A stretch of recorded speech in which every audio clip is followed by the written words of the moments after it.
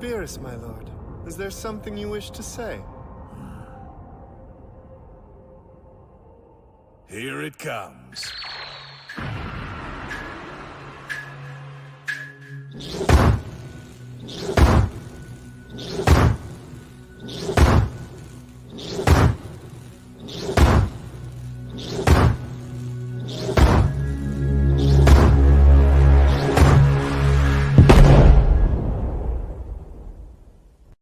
Warning. This is a global blackout. Testing the left speaker. Left. Testing the right speaker. Right. Surround successfully recovered. Ladies and gentlemen, give it up for...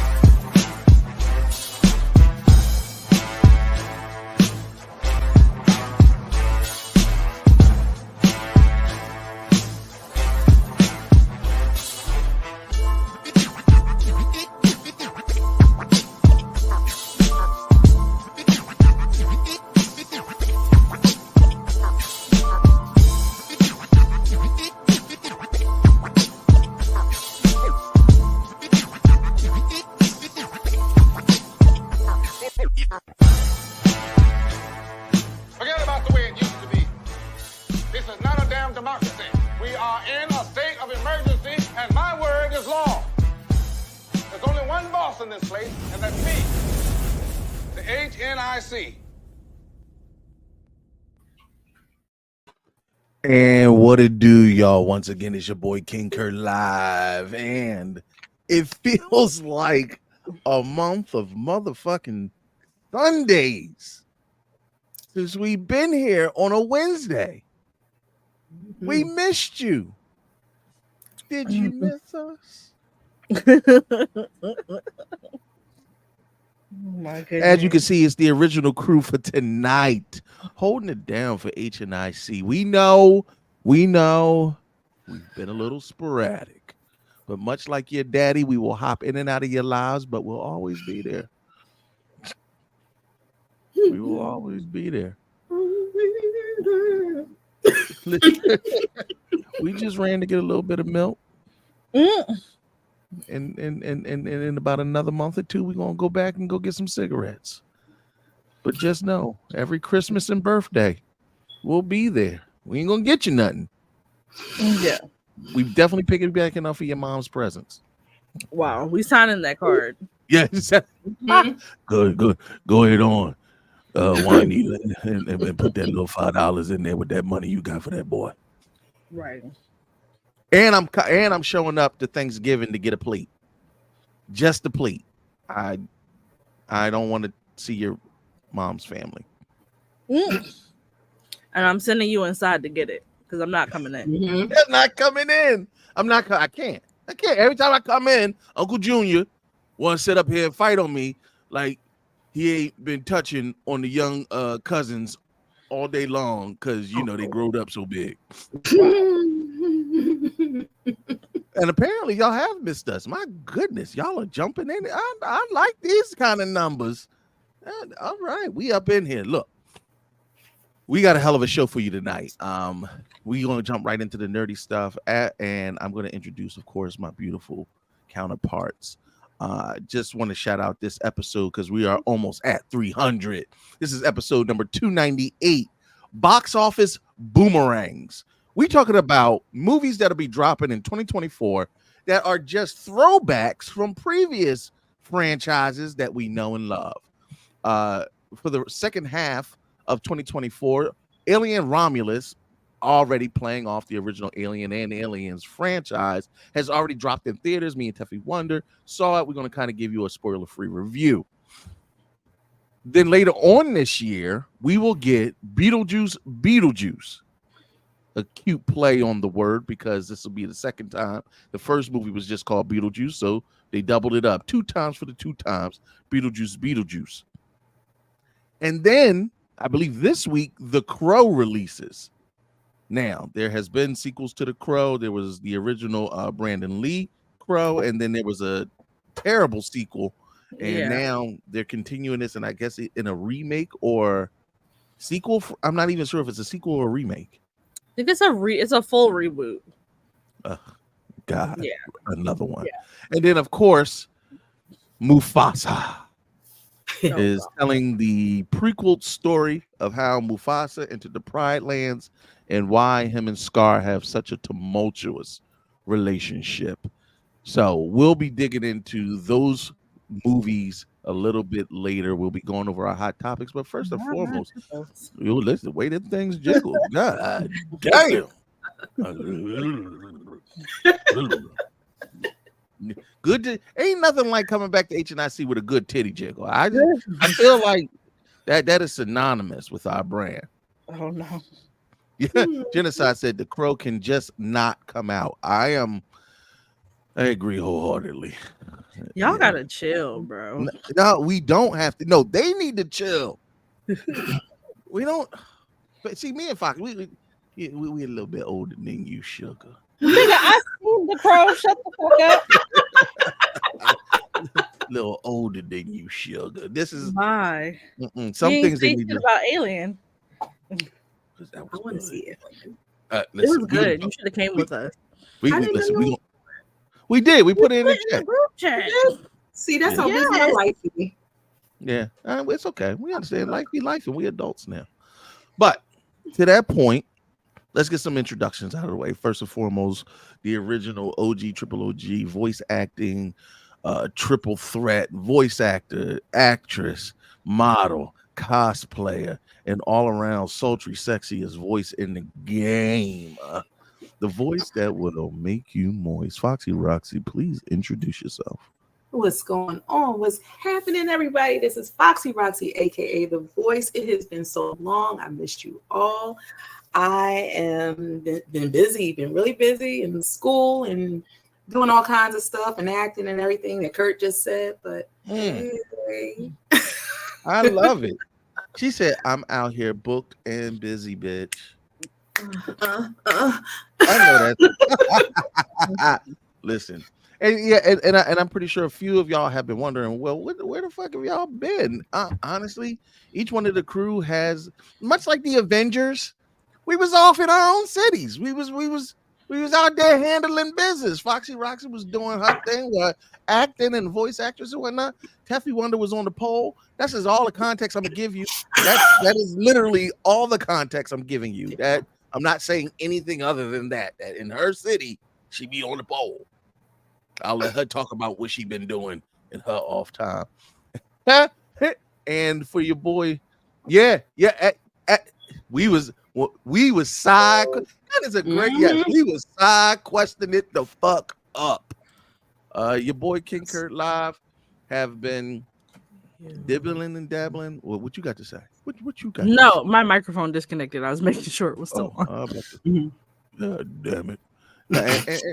And your boy King Kurt Live has been getting his feet wet back in the comedy game. Things took off a little bit faster than I had anticipated, and just overall, just bear with us. We ain't going nowhere. The show's still going strong, and we still doing our thing. And there will be a Earth level threat soon enough that we will always continue to convene on a Wednesday. But as always, I can't call it. I'm gonna let Teffy Wonder go ahead and introduce herself, say what she's been doing in her city, and then let's get there and get the show started. What's up, guys? It is at Teffy Wonder here, your wonderful melanated mocha-fied merge on. I've been at the gym. Oh, you've been doing more than the gym. Don't lie to these people. Gym. At the gym. No, literally. Like, I just been at the gym. You've been Mostly doing whole classes. You've been yeah. teaching people stuff. Oh my goodness. So Tell your yeah, business. no, I'm not telling my business because some of it is not solidified. So we waiting to get some final stuff. Not very demure of you. It's very precisely demure. Like, stop minding my business. No, but if you are in Philly, especially if you're in South Philly, come to Flaunt Fitness on Saturdays. We teach. I'm an assistant instructor there. We teach 3 classes on Saturdays. We have a choreo, a pole like regular pole class where you learn moves, and then we have a conditioning class where you can get a pole based workout, so you can work the Can muscles. I get on the pole? Is it gender specific? Because I'm just saying. So it's not gender specific. We have male instructors. Yeah. So we have male instructors, as well as they start out as students and they graduate. Men are actually like really good at pole because they have more muscle mass than women, so they tend to advance a lot faster. So you telling me that men can slide on the pole better than women? Not better, just different. And we know it's not fin to be you. So I got my big ass. Woo! Could you imagine? Nope. You first of all, you got to get industrial strength. You got to reinforce that. No. Because pole is for Everybody. If you've ever been to one of our private events where I've brought my pole, it have like a weight limit of That like was very demure of you. That was very low key. It's very cutesy, very demure. Roxy, one of our private events. Yes, our private events. If you've seen me bring like my pole to like one of our private events, it holds like 800 pounds. So yeah, so pole is for everybody, and I may or may not be traveling, performing other places. I did sign up for the Halloween show at my home studio, which I will be we'll be selling tickets for that in like a few weeks. So if you would like to come see me perform in person, I think I signed up for the Saturday show, but I'm gonna have to change it to Friday because that's Lex's birthday. She gonna be mad. Yeah, you don't get in trouble. Real quick, Ebony says she's mad that she missed us at Blur. We missed so many people at BlurCon, and we're so sorry. Teffy Wonder and I was literally going from panel to panel. And I had 3 panels on Saturday, you guys. Like, there was, if you didn't see me, is because I was probably in a panel somewhere. But just know, with BlurCon being switched now to March, we are definitely going to be at the next one. And please feel free to message us, DM us, be like, hey, listen, we looking to link up. This year Foxy Roxy wasn't able to be with us, but for all of us, I'm pretty sure we all agree. If you trying to connect or hang out, party a little bit, no, you party with the HNIC. You just got to sign that NDA. But disclosure, yeah, that non-disclosure, it's ironclad, baby. But we always be looking for, you know what I mean, to connect with our family, our cousins, and get up. So never hesitate to just message us, and we'll try to get up with you at a con. But go ahead, Teffy One. I'm sorry to interrupt. No, you're fine. But yeah, so hopefully I may be taking this poll show on the road. I will keep you guys updated. And if you could, please come to my home studio and see me perform for Halloween.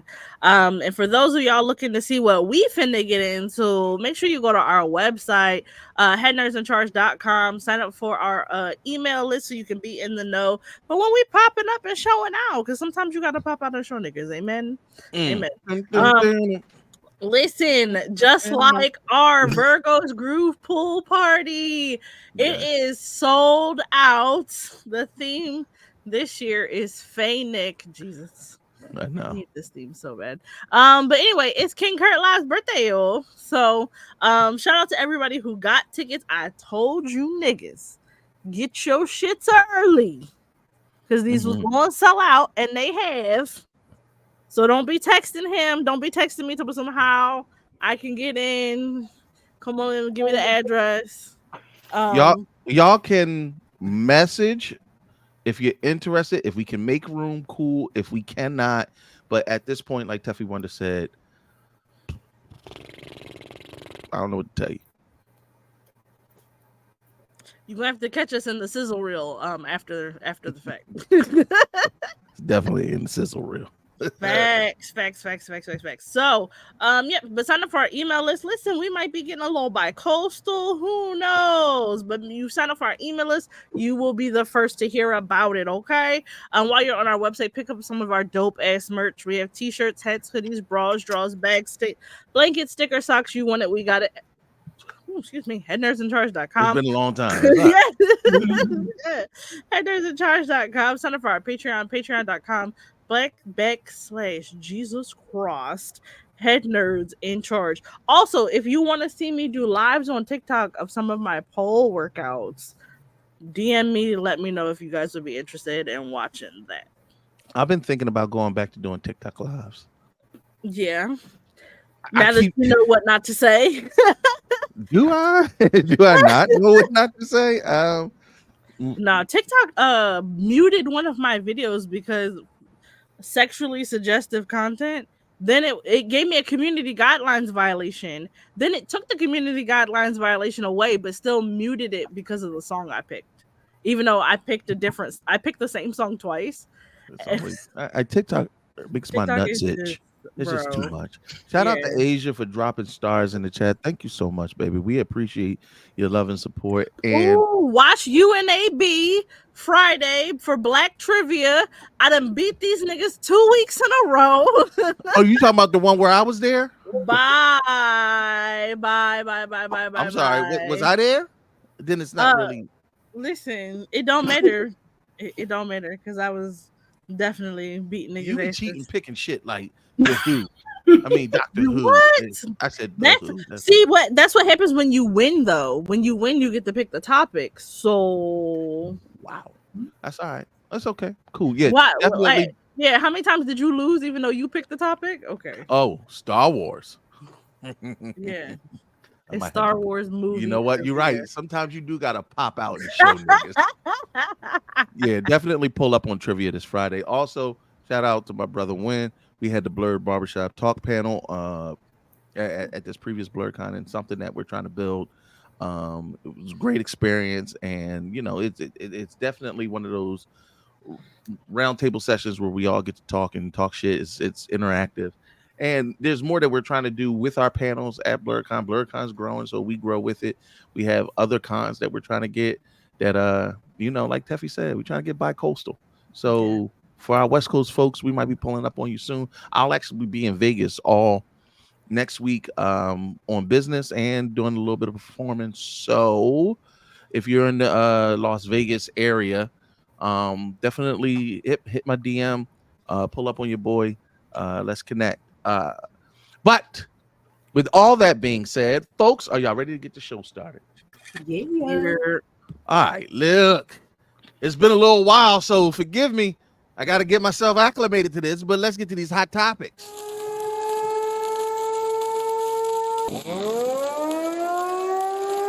Saga made it.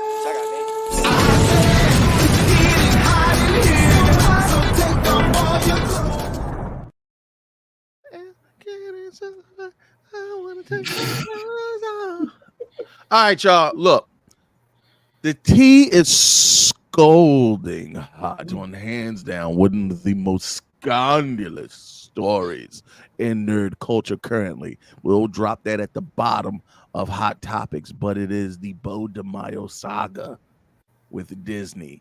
The shit's heating up.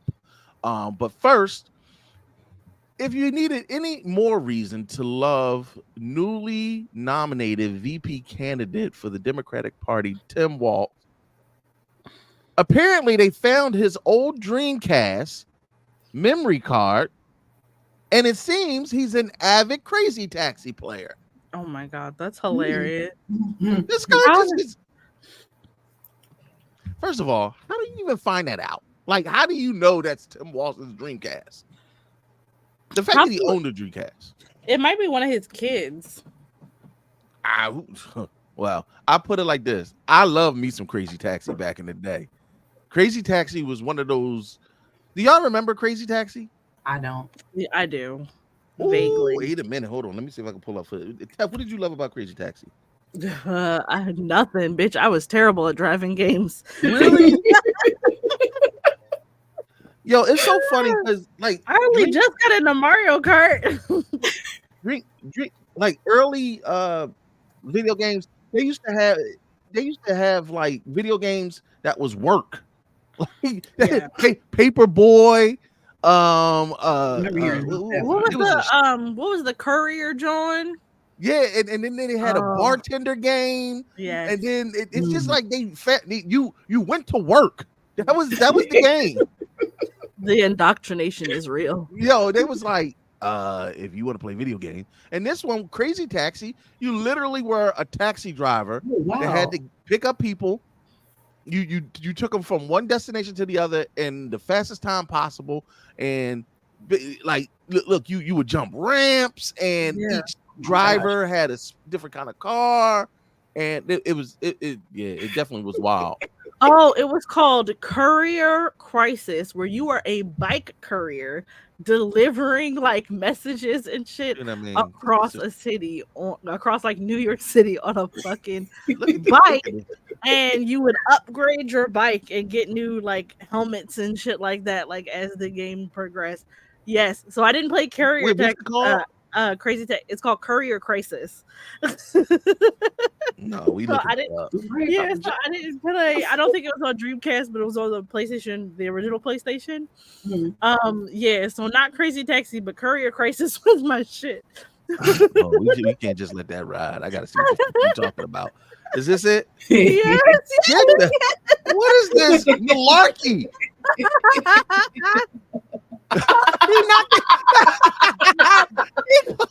Yo, the dog yes.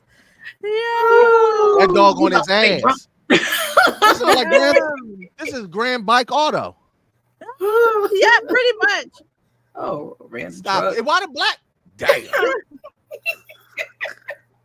You know what? See, I don't think the character was black. I think he was just like tan from being outside. Yeah, that was basically Crazy Taxi for a bike. Yeah, that's what I'm saying. It was called Courier Crisis, and it was Brittany Twisted Metal.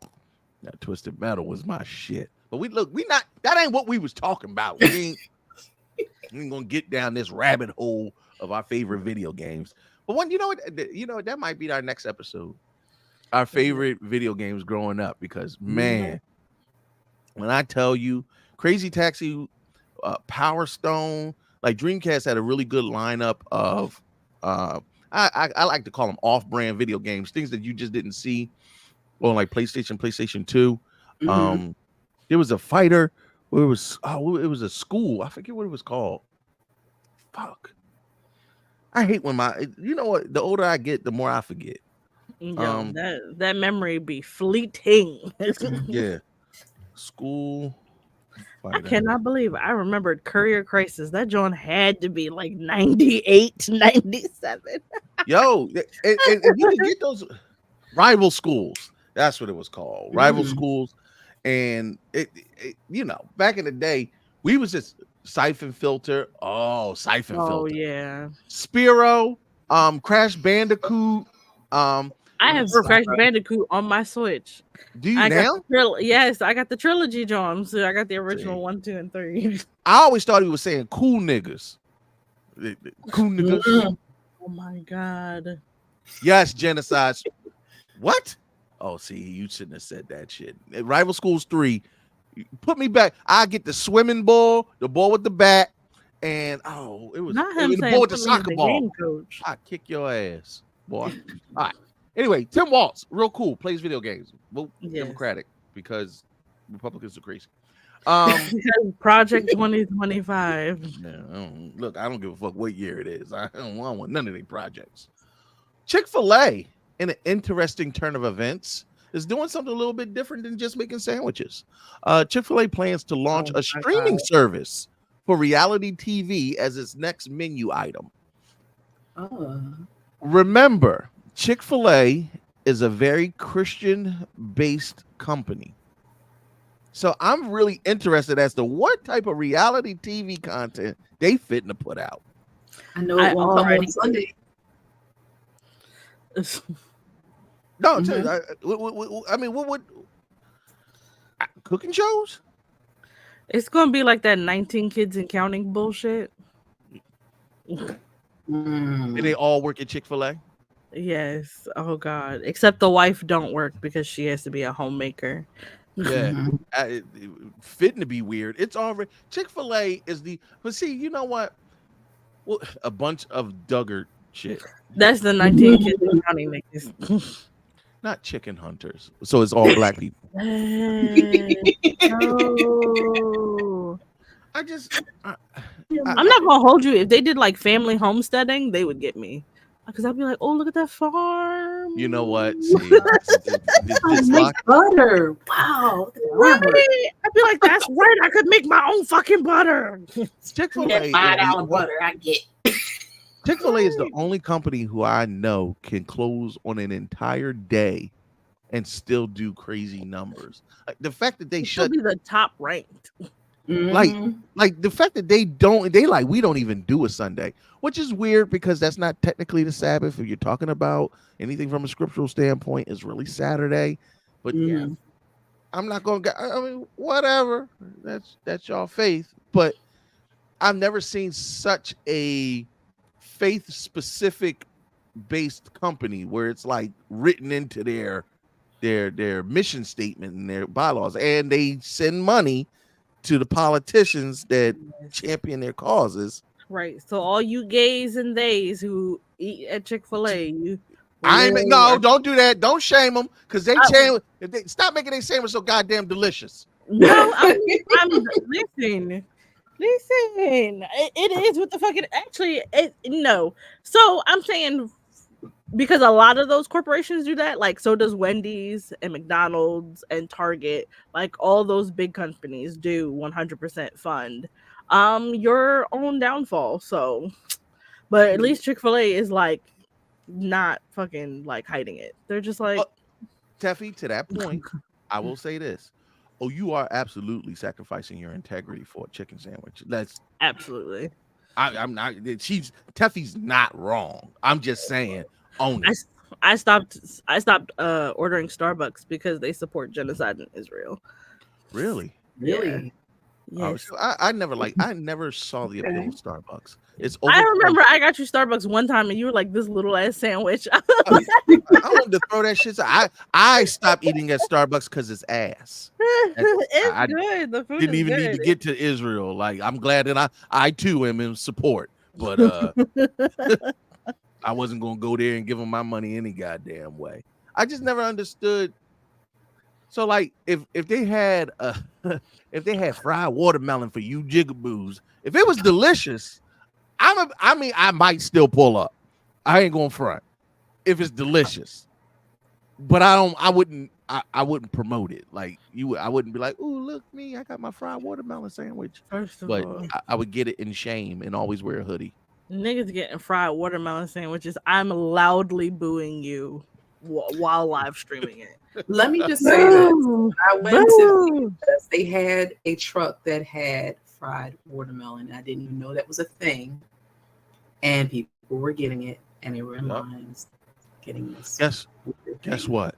We will fry some shit, Foxy Rocks. Mm-hmm. Listen, there was a guy on YouTube the other day that took 6 assorted watermelons and was sprinkling Kool-Aid, not infusing it, but sprinkle Kool-Aid into the watermelon and let it marinate into the juices and had assorted flavor watermelon bites with Kool-Aid.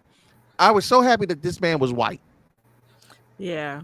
But he got it from a black person. He did it the first time and I was like, nigga. Like Carolyn says she shamefully bites her chicken sandwiches in seclusion. Yeah. Very demure of you. Very discreet. Very demure. All right. So Chick-fil-A, we don't know what you're gonna do for streaming services, but you know what? Your chicken sandwich is hit. I'm not paying for it. It better be free. It better be like Crackle and Tubi. Yo, thanks. Channing Tatum is champion real fucking hard for a Gambit solo movie. Yes. He trying to make a name for himself. Yeah. Make a name for myself here. I'm about to make a name for myself. I'm crying. Yeah, So the which I accent was bad the first time I watched it, but the second time around, No, it still was I bad. could hear it. It was fine. Ooh, I'm about to make a name for myself. I love it. You just make sure people know what happened here today. Tell me what, would you go see this movie? Would you go see it? Absolutely, I would go see Foxy Rocks, would you go see a Channing Tatum led Gambit? I want to just see a Gambit. So yeah. Yes. Okay. It would depend on who the rogue was, though. But okay, so forgive me, playing devil's advocate. When you talk about X-Men, if I talk about the top 5 X-Men I would like to see in a solo movie, Gambit's not in my top 5. Who's in your top 5? I mean, like, okay, so I definitely want to. Wolverine's got to be in your top, right? Wolverine that had like 10 movies. I know, but I'm just saying Wolverine is one of the number 1 X-Men. To me, then it's Storm. Cyclops and Jean, I put them interchangeable because I hate the fact when you separate the two because you can't really have one without the other. I feel the same way about Professor X and Magneto. Right, exactly. And okay, then Professor X and Magneto, right? So that's 4. I basically named 7, but right. And to me, I rather see a Colossus, a Nightcrawler. Gambit. I mean, Gambit's in my top. Parents that loved him. But Gambit's in my top 10, but he's not in my top 5. I put it like that. Okay. Now I'm thinking because I'm like, ugh. Right. My top 5. I want to see Iceman before I want to see Gambit. No, fuck Iceman. He's boring. What?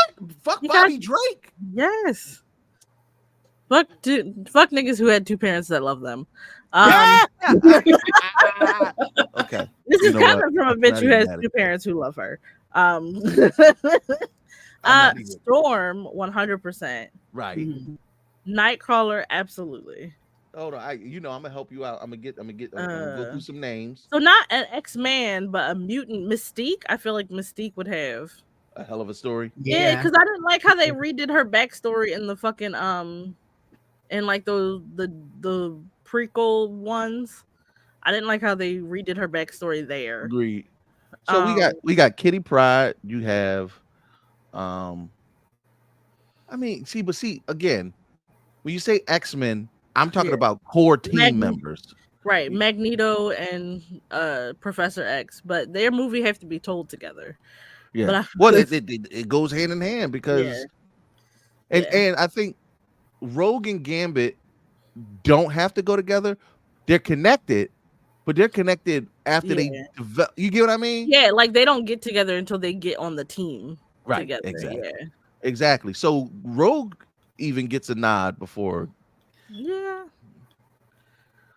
Do I want to see a Rogue movie before a Gambit movie? I really like Gambit. Kind of, actually. Kind of.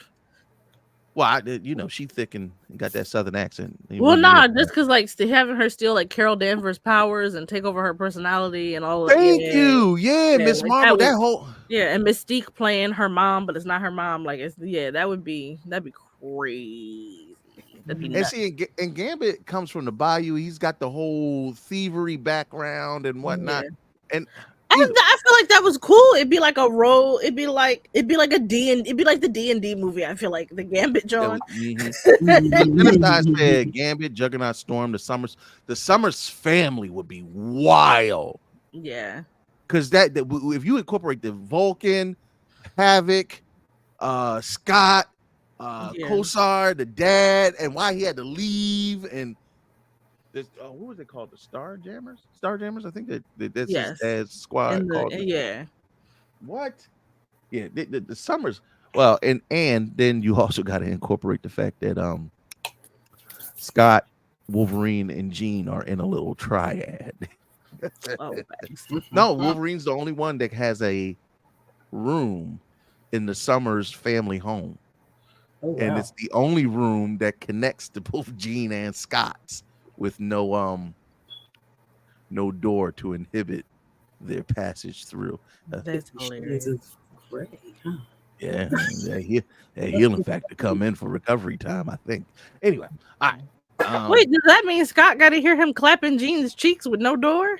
Ma'am, he might be clapping Scott's cheeks. Oh, That's what they were They're getting alluding to. clapped. Yeah, there's a you know, we heard Scott blasted through the roof last night. We don't know who. Cheeks You sound the heard? same. They all That's sound the same. Come on. all cheeks sound the same. The same. T-shirt. Listen, that applause, you can't tell who is clapping, but somebody Mhm. clap. Facts. Well, I like Morph, but then Morph and Mystique kind of have the same power premise. I feel like Mystique is the more interesting of the two, though. Oh no, they said so. I guess they ended it in the comic books. Yeah, I think after Disney bought them, like a lot of things started changing. Oh, well, surprise. Right. Oh, real quick. Thank you for reminding me of this, Tef. Folks, if you signed up for Disney Plus, you might not be able to ever sue Disney. You can't actually. Period. Oh, wow. Yeah, they just it's kind of a side story. I don't have any graphics for it, but a father lost his wife because Disney establishment fed her food allergen that she was allergic to. So a restaurant at the Disney World, I forget which one it was. This after double and triple checking to make sure that they would be able to accommodate her food allergy. This man's wife passed away from an allergic reaction to, I think it was like gluten or something, gluten or dairy, something like that. Is dairy and Dairy peanut. and peanuts. Yeah, so dairy and peanuts. And this is after being assured 3 times by the wait staff that she would not be served any of those things. So she passed away, and the man is suing Disney because wrongful death. He's only asking for $50,000, which is crazy. But Disney says, "Oh well, you know, because you signed up in our terms of service for Disney Plus, it says that you agree never to sue us, and we To can't let be them held arbitrate." liable. Yep. Yeah, we can't be held liable Wow. for whatever. Also, Yeah, so this is going them- around killing folks, huh? right. So technically, I was like he could definitely go after like the individuals in the restaurant for like wrongful death. But then what's the point in no, you know how that go. Yeah.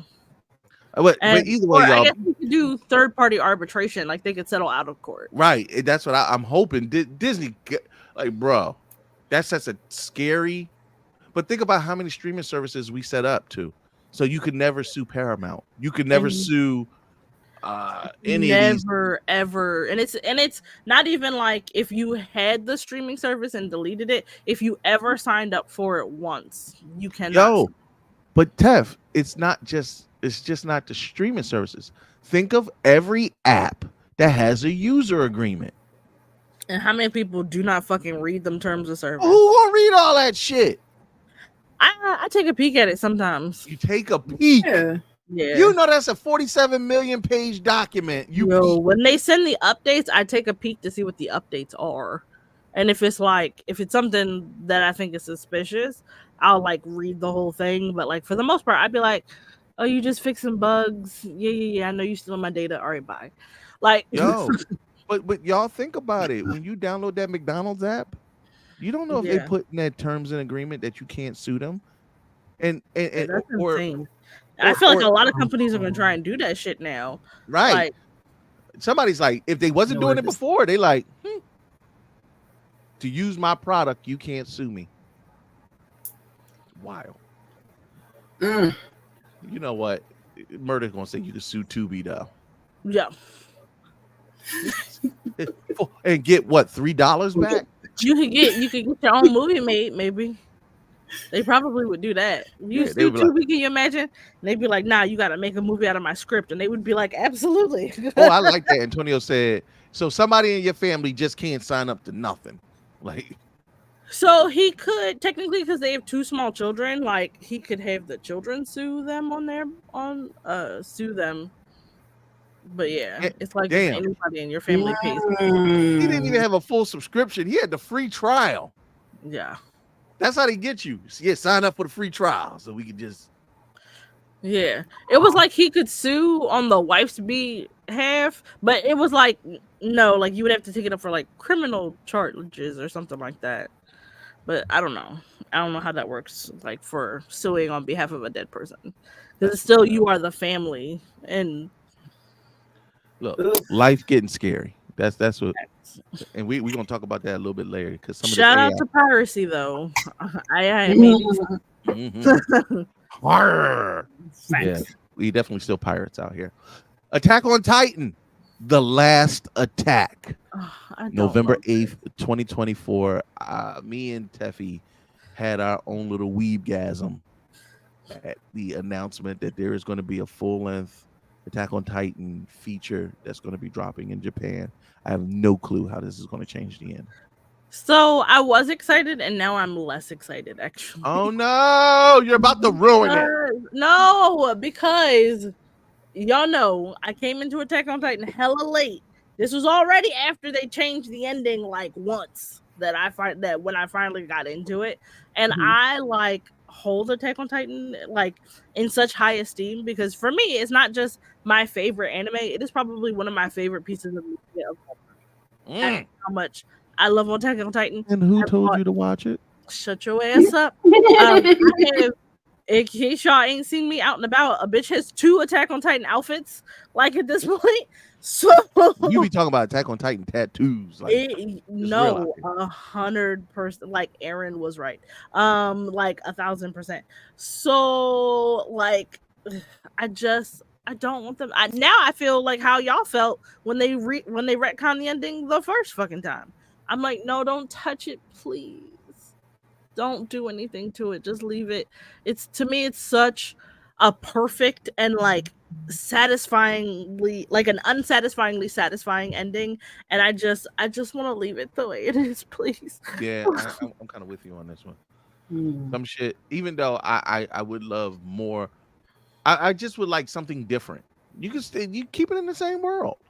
Yeah, I mean, the way it ended, you basically leave it open for the possibility of the Titans returning. Yeah, just do some new shit. I mean, well, technically the Titans are not like gone. Well, well, you know, that boy went into the tree just like Yemiya. You know, the cycle continued. Right. It was like the cycle of violence, but like you don't know what happens. Like the Titans don't just disappear; they just like defeat Aaron. So I'm like, if you see what happens, like the ones that are doing the marching, they don't just disappear; they just defeat Aaron, and the rumbling still fucking continues. So it's the rumbling stops at the edge of the earth. Right. So I'm like, hey, so are you going to continue that story where we see? You did watch the end credits, right? Yeah. All the way to the end?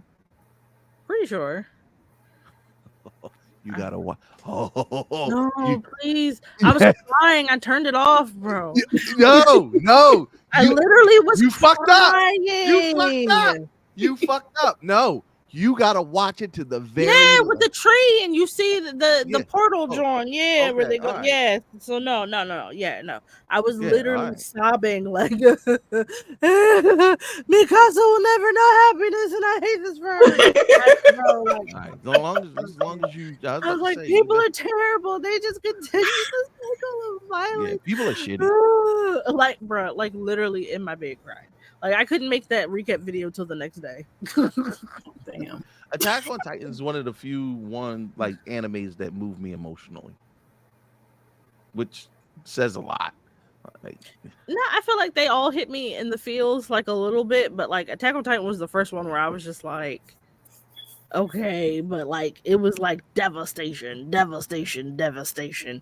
Like there weren't any, like I feel like there were very almost no light parts to it. So unlike Demon Slayer, where you get like the little training arcs with like levity and you know that certain characters are just gonna fucking make it, with Attack on Titan, I literally was like, oh no, these niggas, none of them might not make it. Mhm. No, it was all bad all the time, and Right. it apex for me when they didn't bring back Irwin and they brought back Armin.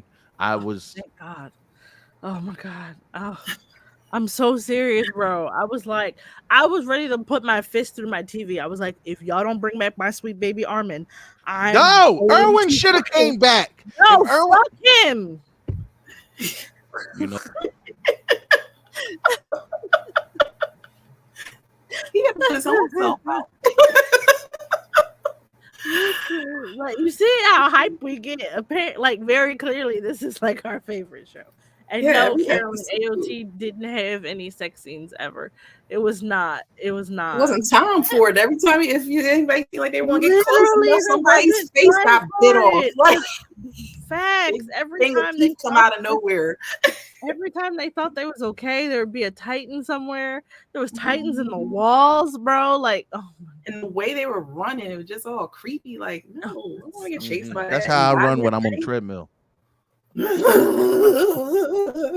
so good. Nobody So wants to see good. a, I want to run it back. I just don't want to cry again.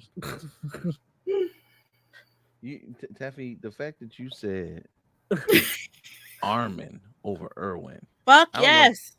I don't know if I can He get was behind because that. he was the new generation, the new better mind. He was gonna come up. The nigga was gonna supplant Irwin anyway. I just didn't like that Plant these nuts, nigga. I just didn't like that they made him I didn't like that they made him a Titan because I was like that meant that he wasn't going to have a long and happy Long life, right? Yeah. So, but I was like, also don't let him fucking die. I mean, this basically sums up what Attack on Titan is. Yep. This is Attack on Titan. It is 5 seasons of that. Bite the shit out of somebody. All right. So the Joker 2 will open with a Looney Tunes inspired animated short, similar like how they did on Who Framed Roger Rabbit. Remember? No, I don't remember actually.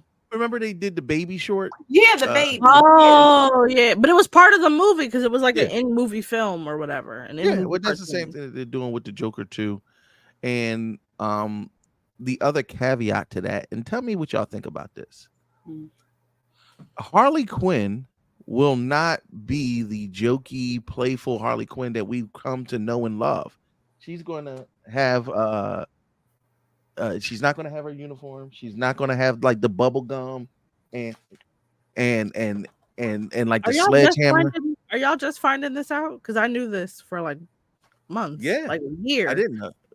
Boo! Boo! I don't, For like a first of all, ain't year. this shit a musical? So it's not. It's gonna have music incorporated into it, but it's not like a musical, like strictly, because they're playing like popular media. So they're gonna have like songs from the time periods and stuff like that. Like they're gonna play popular music during it at pivotal points in the scene. So kind of, but not like Hamilton. I'm already annoyed. I don't like it. It looks like it's gonna be okay. It doesn't. To me it does, because it looks like it's gonna be okay. I liked the addition of the music. They were making it sound like hokey. It is hokey in the beginning, but like the trailer looks all right. I wasn't gassed about the fucking first one because I knew that like white males and men between the ages of 18 and 35 were gonna miss the point that this nigga is not a fucking hero. So I wasn't like gassed about it. And then niggas between the age of 18 and 35 missed the point that this man is not a hero. So that didn't help, but it was a good movie still. I don't know if it should have won the Academy Award, but I was sitting here looking at her picture, and I was just thinking of Punchline that was supposed to be Oh, Joker's yeah. next girlfriend. I could see Lady Gaga playing Punchline. I don't think she's that great of an actress, to be honest. And I'm just looking at this basically off the picture because she looks so rough. And in the comics, she has kind of like a more like kind of rougher look, and she kind of did more stuff than Harley Quinn did. But I'm just basing that off of the picture. I disagree with that. I don't think she does more than Harley Quinn did, but like, it's definitely they took the Joker character in a completely different like spinoff. And if you've been keeping up with any of the news of the story, this is not news. This is the same shit they've been saying 4 months about these two characters. So, well, guess what? I don't like it. You still gonna go see it? I am. So you don't know me. I do. I maybe I need to go see her in like some of the movies she's been in. But when Lady Gaga was on American Horror Story, the fact that bitch won like an Emmy for that, I was like, bitch, how? She's literally like she's not even she didn't do bad, but she was far and away not the most talented person on screen at all for the whole fucking. That was Hotel, wasn't it? Yeah, I was like, she did not deserve an Emmy. Like at all, and I get it. Jessica Lange didn't come back, so you tried to reel people in with a big name. And like I said, she did okay, but it wasn't like, bitch, what? It wasn't even close to being Emmy worthy. Niggas got they fucking Uber Eats. Yeah, you happy? Look at him. Listen, I don't usually like eating on camera, but a nigga is hungry. Yeah. All right. Time to get a little bit to the nitty gritty because we're almost there. Real quick, in Love, Death, and Robots fashion, a new TV series which will feature stories from God of War, Sifu, Warhammer, and more is being debuted in an anthology series. So we're going to get tales about Pac-Man, Mega Man, God of War, Ghost of Tsushima, and other video games, much like they do with Love, Death, and Robots. That's cool. Yeah. This is going to be on Amazon Prime, right? I believe so. Amazon trying to reel you niggas in. They said y'all not watching Rings of Power, but you gonna watch this shit. They're gonna get you. Amazon is becoming a whole Disney level monolith. Thanks. If it already hasn't. I need to start using my Amazon. Well, I would say I need to start using my Amazon Music and like my Audible and like stuff that comes included in my fucking subscription, because I'm like, I pay for everything and all I really use it for is the free shipping and the movies. Mm-hmm. Yeah, same with me, because I just do a lot that I need to use my shit for too. And Say again, Roxy. No, I said we probably more likely get all kinds of stuff on it because I don't really use it for anything either other than just you get like a whole bunch of shit, or you used to. I don't know if they like pared it down, but you used to get a whole bunch of shit with your Amazon Prime subscription, and I was like, golly, this shit. And it worked with Twitch for free, huh? And it worked with Twitch. Yes. Oh, okay. Yes, Amazon Prime has a Twitch plugin, so anything on Amazon Prime for free, you can play on Twitch without being potentially dinged for it. Thankfully. All right. Now let's get into the meat and potatoes of this hot topics. So we about to be a little bit messy. So, trail with your boy while we kind of get you up to speed on X-Men 97 showrunner, Bo DeMaio. If you're not familiar, Bo DeMaio is the executive producer, writer, and he is the reason why X-Men 97 was as good as it was. Period. I mean, obviously there are other people who are integral to the story, but he's the figurehead. Bo is the person that pitched the storyline, wrote it, put it together. Every episode. Well, recently, right before X-Men 97 dropped, they fired him. When you heard that he was fired, how did that make y'all feel? Well, I didn't know. I felt concerned because I was like, "Damn, nigga, what you do? Yeah, Does wow. this mean the show? We're not getting the because it was like, does it mean we're not getting the show? Because sometimes they put the shows out and they're not finished. So it was like we were concerned about like the quality of the product we were about to see. Well, fortunately, Bo had written 2 seasons, so we were good for 2 seasons. The season was already done, but this thing has really snowballed because essentially X-Men 97 drops. Bo says nothing about why. They both Disney and Bo DeMaio had been on radio silence. Once it ended, X-Men 97 got an Emmy nod. So, of course, you would expect them to invite Bo to the Emmys for his work. Well, apparently, Disney did not send him an invite. Yeah. Oh, we got Chev pulling up in the building. What's good, Chev? What's going on, everybody? My Real quick. apologies for the tardiness. That's all right. You still tardy to the party, but you can still party, baby. Just introduce yourself real quick so everybody know. Hello, everyone. It's your boy, the lovely, handsome, black chivalrous nerd, back at it again, once again, time and time again, every now and then with the HNIC. Now let's get into this, y'all. I was hoping that was gonna be longer so I could eat.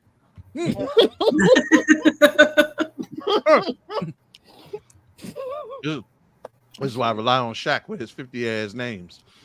Anyway, yes, he's the reason why you're getting Horseman Gambit. So essentially, Bo didn't get the invite to the Emmys, which now made people kind of raise an eyebrow, like, damn, what did he do? Then it became announced that they're taking his writing creds away from him for season 2. That's major. Yeah. After that, Bo broke his silence. He put this out. So can you read that? Firstly, I'm so grateful to have worked on hashtag X-Men 97, collaborating with some amazingly talented folks. Creating the revival was a dream come true, and the support fans have shown is so touching. However, I felt it pressing for me to speak up in the wake of leaving the show. On the next slide is X-Men fan art I posted on Instagram for Gay Pride in June.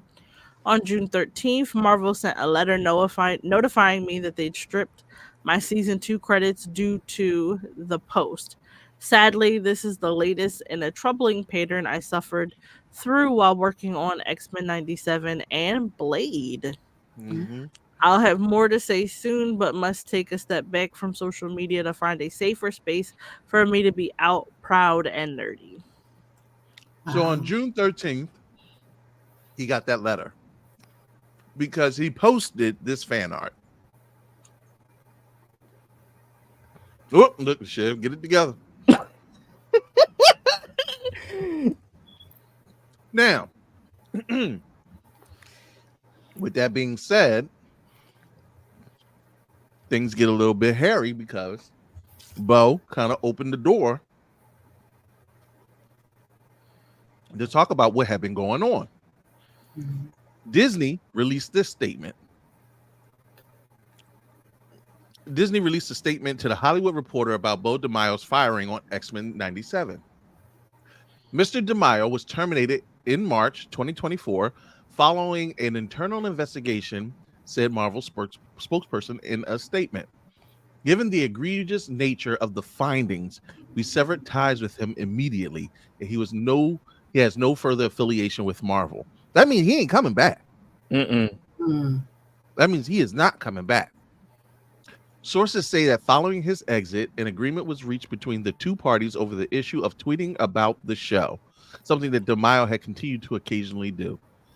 In light of the breaches, his credit for season 2 was removed, while no details of the cause of termination or internal reviews have surfaced. Sources say it involved sexual misconduct.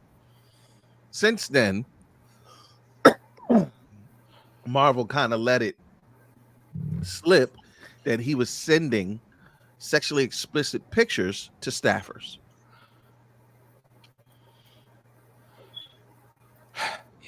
Recently, Bo's lawyer has responded to those allegations. Bo DeMaio's lawyer responds to Marvel as X-Men 97 firing saga gets messier and messier. No one who reported Bo to HR received an inappropriate photo or video. This is a bald-faced lie. I thought it was always bold-faced. This is a bold face too. Yeah. Either way, this is a bald-faced lie and defamatory. A new statement says. So, whenever a lawyer says, specifically, not he didn't send these images to somebody. He said, no, notice what in the wording.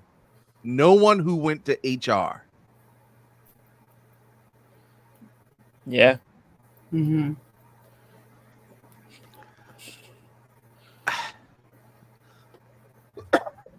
I really like Bo DeMaio's work.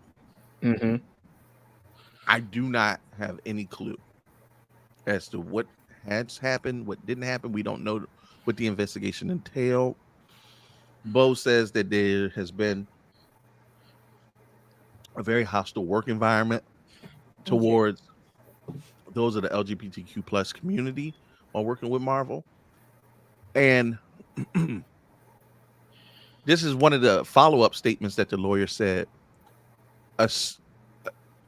He said a certain person at Disney tried to replace Bo DeMaio because he was becoming more successful than other creators. Gay and black, pissing people off because we're better than them. It's not out of the realm of possibility. Nope. No. We see it every time, and I'm not here to vilify that man because unless they were releasing more information, it's just he said, she said at this point. Right. What makes me nervous is in the way people word things. That nobody that went to HR thing instantly made me be like, that's a strange way to say that. Mm-hmm.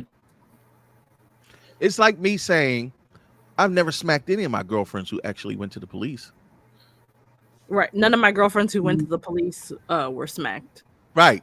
You get it? It's like, wait, why wouldn't you just say, I have never smacked? You get what I mean? Right. Mm-hmm. Always in the wording. But that's his lawyer speaking for him, not Bo speaking for him. And lawyers talking lawyer talk, you know. Right.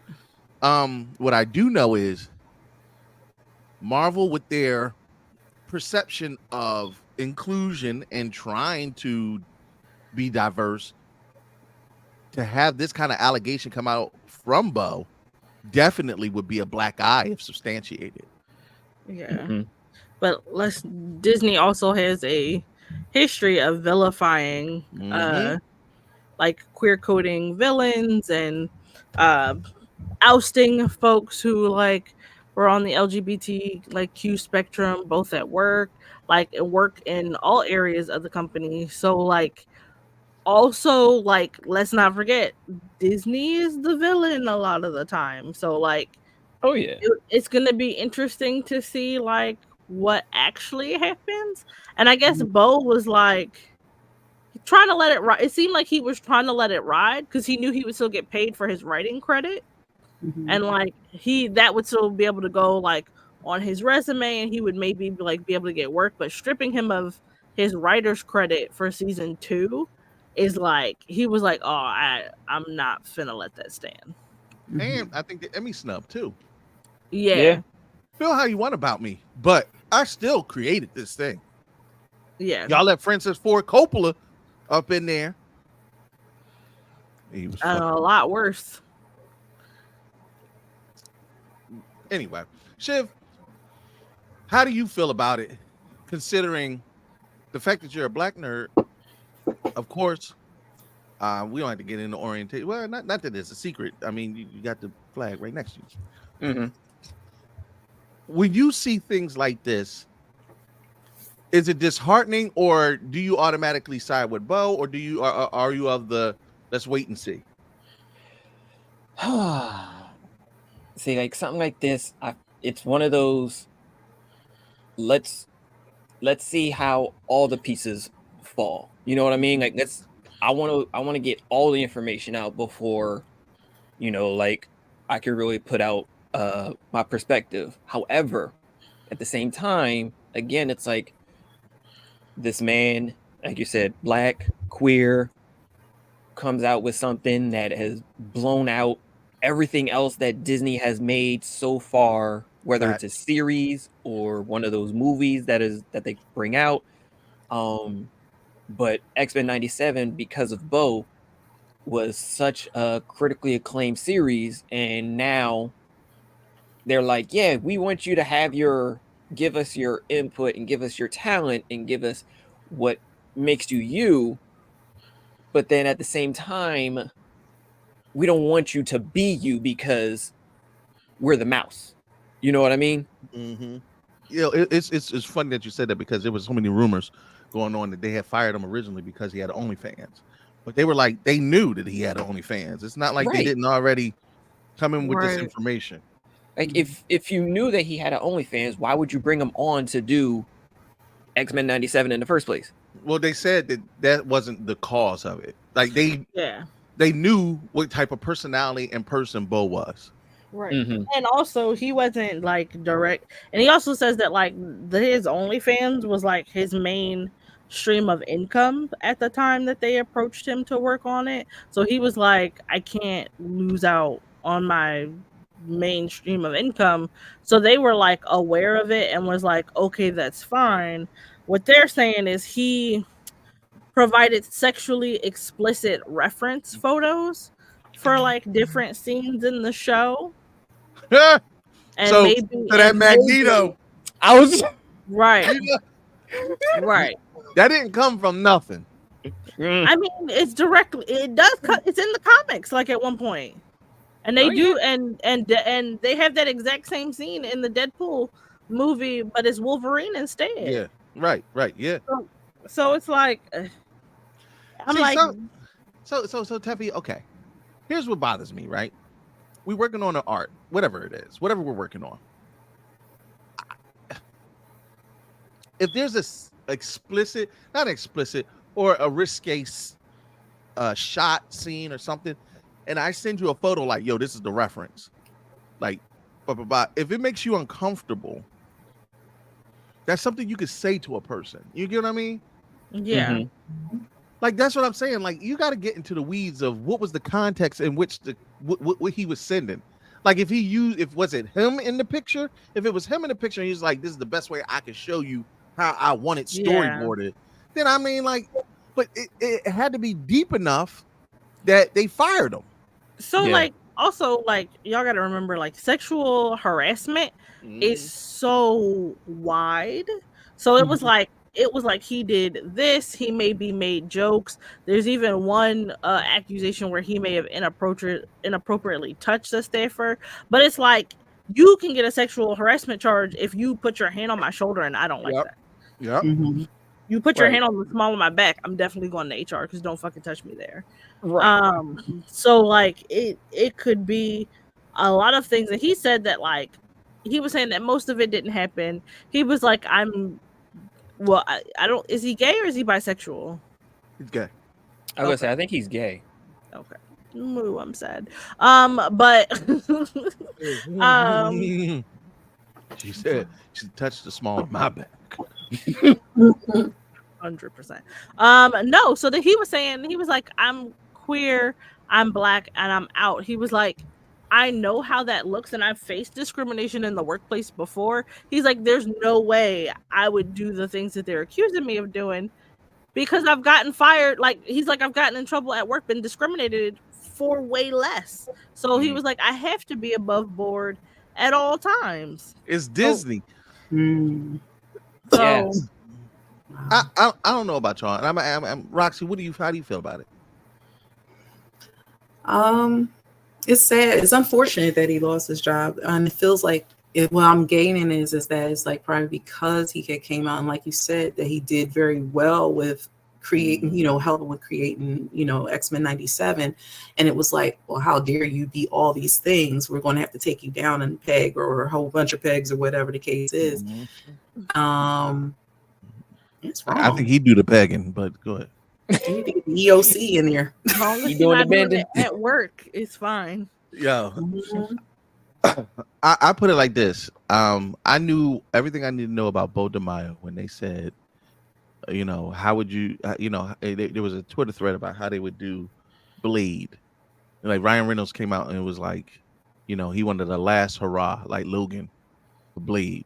And Bo tweeted, "Oh, that's easy. Just have Brother Voodoo resurrect him in a dystopian post-apocalyptic future where the vampires won and took over, and have his daughter, who's already the successor to Blade, team up with him to take them down." And in one tweet, he gave a better plot than half the shit that Marvel seems that. And I was just like, that would be amazing. That would be dope. So when he said he worked on Blade, to me, that's stuff that he already had in his mind. Yeah. And that's the reason why X-Men 97 speaks to us.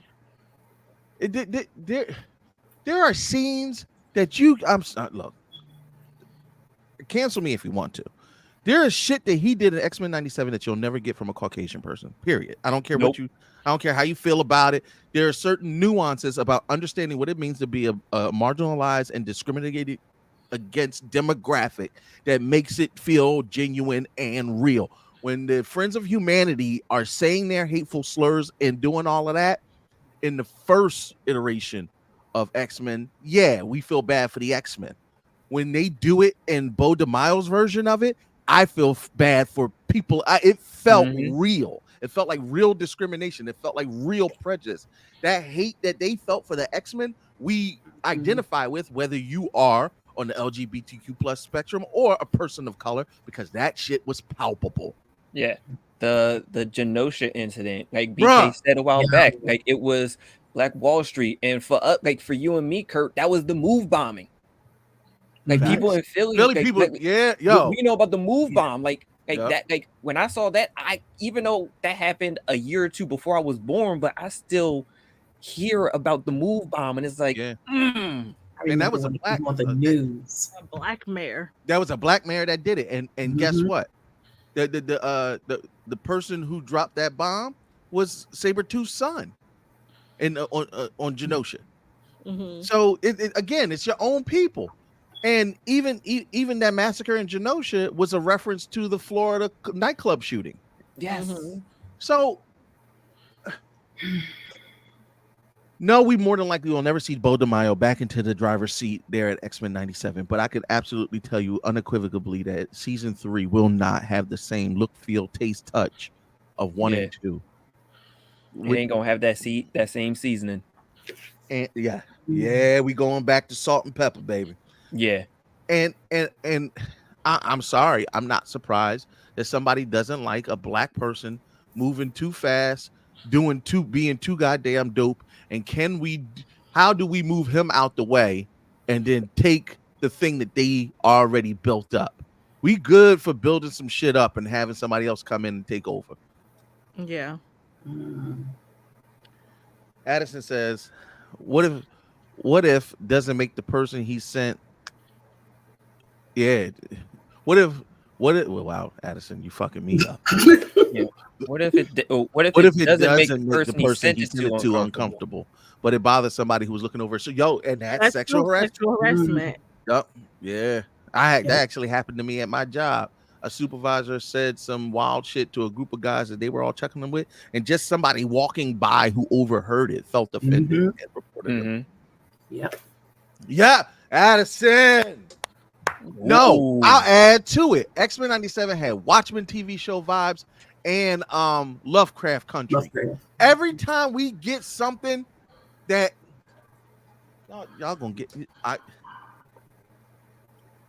gonna make me show up every Wednesday for the rest of this the shit. The fact that we did not get a continuation of Lovecraft Country, the fact that we only got one season of the Watchmen TV show. How come when it's black, empowering, and something that doesn't put us in a negative light, it's always short-lived? Star Wars Acolyte. I'm pissed off. Yeah. Yeah. another one in the long list of you got a black woman lead. Now all of a sudden it's time to get rid of it. Yeah. I'm so pissed off because I loved Acolyte. That was good. My mom said it was really good. I haven't had a chance to start it yet. It was good, Tef. Can Oh somebody my God. tell I'm me pissed. a series that had the vibe of those things that we just mentioned that went 5 seasons? So Watchmen doesn't count because the showrunners only ever intended it to be one season. I understand, Tef, but damn. I'm saying. Why has it got to be short-lived? What about Bridgerton? No. No. No. I mean, I know it's a good. How many seasons is that John got? Bridgerton got like 4 seasons, or 3 or 4. Oh, Yeah. See, No, it got 3. They're working on season 4 right now. Like, is Because the Supercell Queen Charlotte John was a spinoff. can Supercell continue? I don't know if Supercell's getting a second season, but it is great. It should get a second season. Supercell was fucking fantastic. I just can't. And the fact that I can't think of something off the top of my head and it's not just black people are in it. It's empowering. Supercell will get a season 2. Okay. Hey, thank God. I heard it is really good. I got to start that. Either way. It's good. Again, when it comes to us, it seems like we're always shortchanged, or we don't get a continuation of the things that play to us. I just want to see more people of color in positive situations. We just watched a Tubi movie on Tuesday where it was a black woman in a murder mystery, and she was great as a black woman, and it had her color had nothing to do with the actual movie itself, but she was just a solid performer. You know what I mean? Mm-hmm. Honestly, Alien Romulus had amazing people of color in it that, whether they were black or not, was irrelevant, but it was good to see the representation. Facts. Addison said Atlanta. Ooh. Okay. Yeah. I'll own that. Atlanta is blackety black. What about Empire? Yeah, but it put black people in a Empire kind of gave me Medea vibes though after a while. Yeah. It gave me, but you know what? Roxy, I'll co-sign that. I'll co-sign Empire because it was black people that were affluent. I mean, shit go down. They got plenty of. It's just black people being black people. Yeah. All right. I'll take Empire, and I'll definitely take Atlanta. Yeah. Atlanta gets a little hinky because of Donald Glover's humor. Mm-hmm. You know what I mean? Yeah. I call Atlanta the Black Seinfeld. It's really a show about nothing. I mean, if white people can do nothing, black people should be allowed to do it. That's all. Look, niggas, Atlanta start with niggas on the couch chilling. Why not? But to keep it on the more nerdier side, here's some cool things that we can look forward to in the season 2 of X-Men 97. It actually has some really dope things that's going to be going on. Oh, wrong one. Shit. Apocalypse, we already know, has been teased for season 2. I always mess up his name. Abin Snur. I've been there. I've been there. Abin Demure.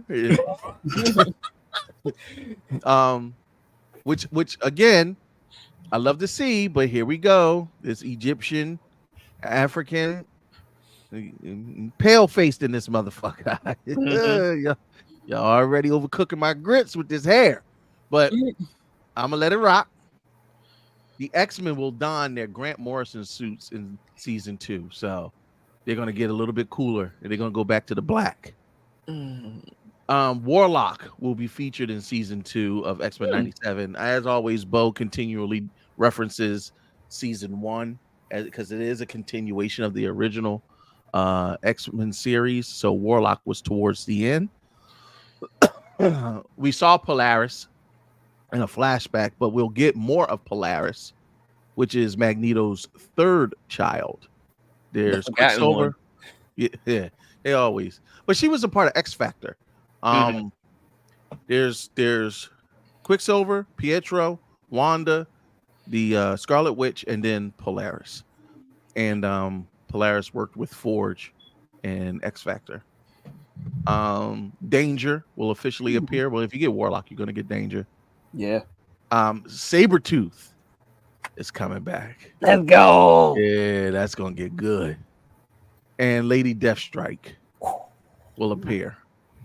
So we got some good shit on deck as far as X-Men 97 is it's in Sabanur. In Sabanur. In Sabanur. In Sabanur.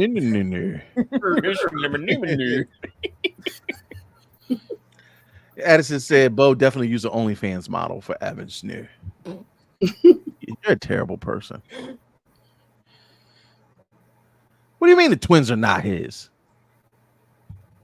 You know what? Genocide, we're going to talk about this. Yeah, Right, we ain't doing this we're gonna genocide. talk. What the fuck we talking about? Oh, and this is the other one. X-Men 97 will feature 2 other Marvel teams, X Factor and it looks like X Force. Or no, X Factor and is that X Force? I think that's X Force. Either way, we got shit going down, y'all. That's what you need to know. And that's the end of Hot Topics. We are going to take a deep breath and then we're going to come right back and get right into this main topic. On the Lord, what hero hat, Nick. On the Lord, what hero hat, Nick. On the Ricky Ticky Low, while living #1 Nickelodeon.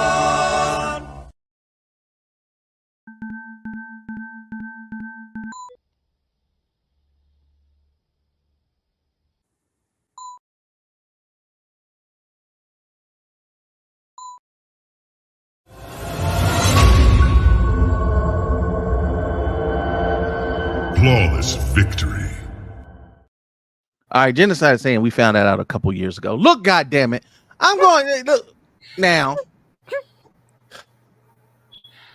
Did you not see his video call?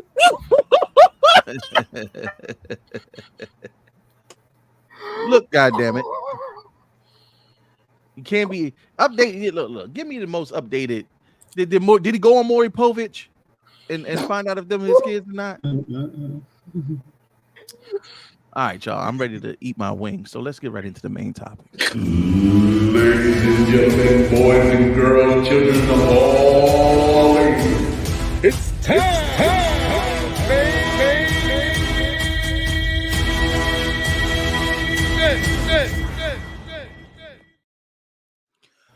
Ooh, a little bit of nostalgia, if you will. Everybody loves a classic movie. Aliens, Beetlejuice, Lion King, The Crow. All classics.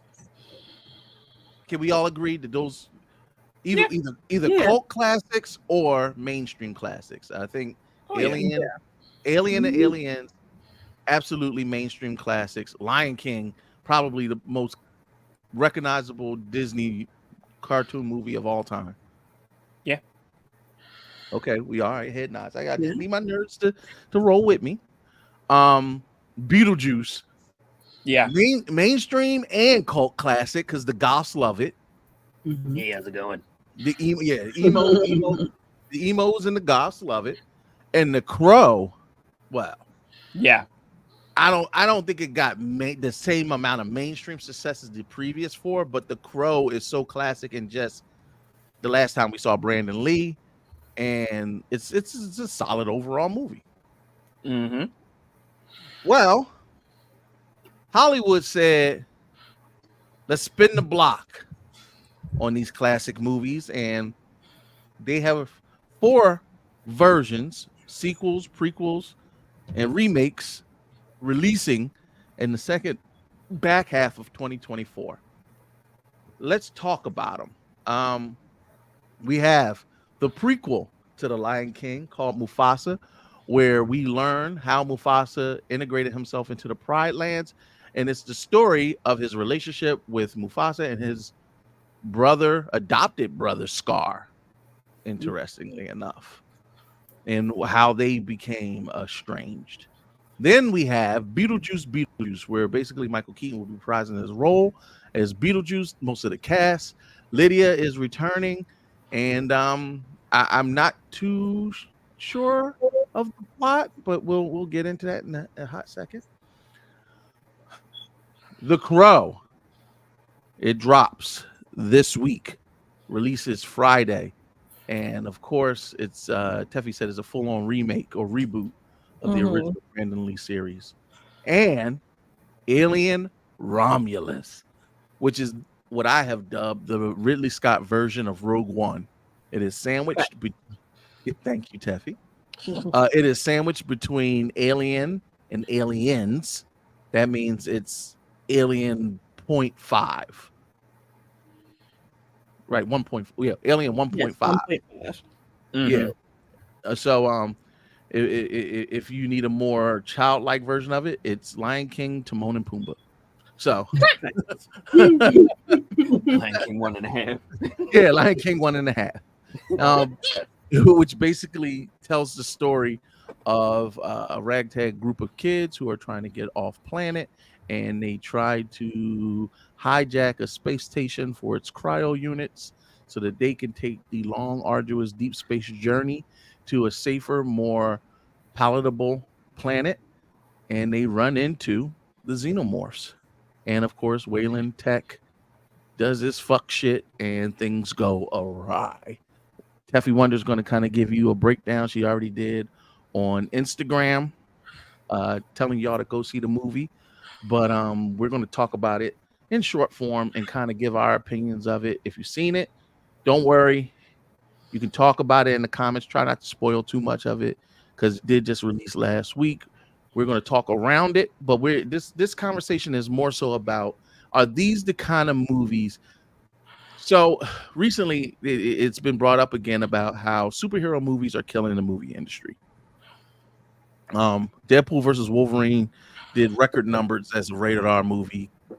And guess who the movie that it beat? A superhero movie of sorts, The Joker. The Joker was the #1 grossing R-rated movie, and Wolverine versus Deadpool beat it out. All the top grossing movies now consist of superhero movies. It's what the people want. It's what gets the people going. Of these 4 movies, I don't really count these as superhero movies. The Crow is kind of a superhero movie. Yeah, because the Crow is like Spawn. It's kind of like, okay, the Crow is he's supernatural. He's got powers. He's taking vengeance. I mean, do you count John Wick as like a superhero movie? No. Why? I guess I should. No. That's a great. So that's okay. I like where this. Hold on. Take on my bits. What quantifies a superhero movie? I mean, he don't have. Don't matter. Daredevil. Street level guys. Batman don't have. That's true. That's what I'm saying. Like, I don't count it as a superhero movie. Like, maybe I should. Like, John Wick wouldn't call itself a superhero movie, though. John Wick is the Punisher. But I'm saying, unlike the Punisher, John Wick doesn't call himself a hero. Neither does the Punisher.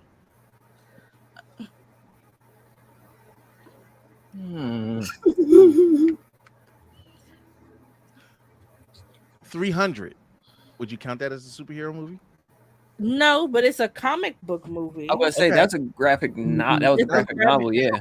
I know, but that's like, but I'm saying that don't make them. That's not superheroes. Okay, no, it's not me debating. I'm just saying. Okay, being a comic book movie don't automatically make it a superhero movie, right? Right. Yeah. Is the Teenage Mutant Ninja Turtles a superhero movie? It's a comic movie. So, but the Teenage Mutant the Teenage Mutant Ninja Turtles call themselves heroes, though. Okay. Like, they are superheroes. The media is known as a superhero movie. John Wick is not marketed or not marketed or even like purports to be a superhero movie. I disagree. I think he's a man taking vengeance, and that goes. That doesn't make you a fucking superhero. Well, tell it to Frank Castle. It doesn't make you a superhero. Frank Castle also has a fucking comic book. He's a comic book hero. He's a comic book character. But you just said being a comic book hero don't make you a superhero. It doesn't. So what makes John Wick doesn't? So then what makes a superhero movie? Having niggas who identify as like heroes or like stuff like that. If the media is marketed that way. Listen, that's what to say. Sherlock Holmes is a superhero. No, now you're just playing semantics. And you're just being irky now. You're not being irky. You are. I'm really thinking because, like, even thinking back, the mask was based off of a comic book. Yeah, the mask is based off a comic book. He's got powers, and he counts himself as a hero. But we don't really think of that as a superhero movie. We think of that as a comedy. Right. We just think we put that under the now wait a minute, Shiv. I'm about to fuck with your giblets. Meteor Man. That's a comedy. It's a comedy, but I think Robert Townsend wrote that to be a superhero movie, just like how Damon Wayans with Black Man. You know that was coming right behind it. You know that was coming right behind it. To be superheroes and in the vein of like popular superhero like characters. Mm-hmm. Addison, our movie aficionado, says John Wick is absolutely a superhero. Have you seen what he does on screen? More super than Batman. I'm sorry, John Wick do superhero shit. Nigga, if you think John Wick is a superhero, that's your personal opinion. But until Keanu Reeves comes out and says that John Wick is a superhero movie, you niggas can suck my balls. You know what? He's a super assassin. Yes, he is. Super being the key word. Because he already took his vengeance out earlier in the Creed, and they're not superheroes. He already took his vengeance out in the beginning of the whole in the movie, and after that, when they killed his dog, the whole world burned down. Yeah. So John Wick is literally you're not even saying anything but yourself at this point, because that's all he's doing. Like, I don't want to die. I'm gonna kill this person. Revenge. Not even John Wick gets his fucking revenge in the first movie, and the last 3 movies have just been him wanting to go back to being left the fuck alone. Well, unfortunately, John Wick got a comic book. So, what you saying? And like I said, being in a comic book don't make you a fucking superhero. So them niggas in The Walking Dead are superheroes. Rick Grimes a superhero. You see what the shit Rick Grimes be doing with one arm? Yeah, facts. Listen, Rick Grimes different. You could have said anybody else but Rick Grimes. If you'd have said Shane died early. He ain't no superhero, but we comic book versus either way. Not to get, I don't want to get bogged down with semantics. But I'm saying, I agree that it gets a little bit hinky once we start trying to define what quantifies a superhero movie, because you can have something like RoboCop. RoboCop is about a hero with superpowers, but I would not count that as a superhero movie. You get what I mean? Yeah. Which is weird because for all intents and purposes, it is a superhero movie. But then I wouldn't count the Teenage Mutant Ninja Turtles as a superhero movie. And them niggas are literally superheroes. So I guess it's whatever. Look, if it's Marvel or DC, you can kind of count it. And the Turtles would fall under that line because I think it's a Marvel property. No, I think they're IDW. Hold on. They weren't. They might be now. If they were under 20th Century Fox, then they're under the Disney umbrella now. Let's see. Teenage Mutant Ninja Turtles is owned by Nickelodeon. Oh shit. Yeah, Nickelodeon, and then their comics are done by IDW Publishing. IDW does a whole bunch So of then like. they're IDW. owned by what is it, Paramount? Or whoever owns Paramount. Was it ever Dark Horse? I believe it was Dark Horse that it, At one point, I think it was. I think and I've Dark Or Horse is a Or they had like a special run under Dark Horse. it always gets hinky when you start talking about TMNT Dark Horse Comics, Master of the Universe / Teenage Mutant Ninja Turtles. That was from Dark Horse Comics.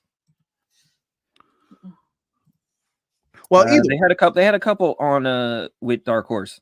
That's what I'm saying. Like they had a few, but not like.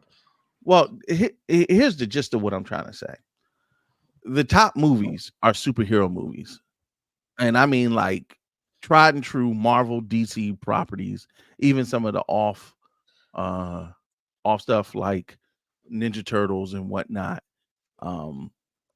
They're still top tier as far as movie going goes. But let's first take the prequel, Mufasa. Are y'all excited to have your childhoods ruined? So okay, so if you are a Disney stan, you kind of know that this is based off of like the Lion King like extended universe books that they put out like a year ago. So All right, break it down to me because on, I'm not. huh? Break it down to me because I'm not. Yeah, so this is like their prequel. They put out a series of books basically, or this one that shows how Mufasa came in to be like basically the king of Pride Rock and his relationship with Scar, and it shows like how they like fell out and stuff like that. Okay. So this is actually based on a book that's been out for several years, which I didn't know that that's what they were doing at the time. I am familiar with the story, but I'm not like excited to see it at all. Like I could. So could you do without this prequel? I'm probably not gonna see it. I'm probably gonna wait till it comes out on Disney Plus. Same. All right, so that's how we'll quantify it. Are we going to go to the theaters? Are we going to watch it when it gets to the streaming services, or are we just going to miss it altogether? So unless somebody I know really wants to go see it, like or I hear like super stellar reviews about it, I'm keeping my money in my pocket. Like Lin-Manuel Miranda, I know the soundtrack finna slap if nothing else. Oh hell yeah. Yeah. And somebody's going to rap. Of course, somebody's going to rap. All right. So this is one of the ones that we could say you could kind of catch it on streaming. You don't have to go to the theaters. Oh boy, The Crow. Y'all niggas is butt hurt about this movie. Do you want to see it, Teffy? I kind of want to see it just because, like, I want to believe it's not going to be as bad as everybody thinks it is. Same here. Like, I want to give it a chance. Right, but at the same time, the previews I saw, I was like, this is not looking like it's about to be my favorite movie this year. Right. I'm the same way where it's like I want to go see this, but I'm like, I think this was the same Crow movie that like it's been in production and then like it's been in holding for like years. Yes, it's been in production limbo for like 10-15 years or some shit like that. Like and I don't hate the bull, like the actor. I'm like, if y'all niggas don't find him scary, that's your fucking business. Like, if you don't find him intimidating or whatever. But like, I was like, that doesn't mean he'll be bad at it. And if you like take it a different route, it could be perfectly like serviceable as its own thing. See, I remember the original Crow, and I think whenever you do anything nostalgic, we're always going to have something to compare it to, right? Yeah. And I mean, yes, you could put a new fresh coat of paint on it and new casting, even a new direction. Better visual effects absolutely adds to it. But one of the things that made the original Crow so poignant and such a cult classic was how gritty it was, how dark it was. It was like no light in the entire movie. But we like criticize movies for that now. Mm-hmm. That's a problem. It's not going to have that same mystique, if you will. You know what I mean? And to me, I've seen this. This feels like I'm watching a trailer for the second season of Sandman. No, I like so this trailer that you're showing now. I actually like better than the teaser that they put out like a couple of months ago. This actually kind of makes me want to see it. Yes, we fitting to find out. But the other Like thing I said, no, but like The Crow is also one of those things where I feel like niggas are not going to want. You're gonna go into it like with the frame of mind is it's never gonna be as good as the original, and you don't want it to succeed. So because you don't want it to succeed, it don't matter how good it actually the fuck is. You're gonna be like, see, it's a piece of shit. It's not as good as the first one. Well, nah, but like, one, is that first movie actually that fucking good? Because let's be the fuck for real. Stop. Let's be the fuck for real. Like the visual effects and all that other shit. Like, was Brandon Lee that great of a fucking actor? Like, let's like, please don't do that. So one, you're like comparing it to like your nostalgia, and nothing is ever going to beat your fucking nostalgia. But like, this might be good for what it is. So, Taffy Wonder, are you spending your money to go see it? Talk all that hot cash money shit. If I can get somebody to go with me, I might. Like I said, the new trailer actually kind of makes it look dope. Yeah. Antonio says this movie kind of removes the emotional effects of his death. How can you say that when you haven't seen it? Right. Oh yeah, they are making I forgot. Yes, they're making a live action Lilo and Stitch. I don't think it comes out this year though. I think it comes out next year. Thank you, Tinkberg. Yes. Please stop touching our shit. Because if you come out with because y'all niggas say that, and then we just went to go see Alien Romulus. That's them touching your shit. I'm not dealing with this shit.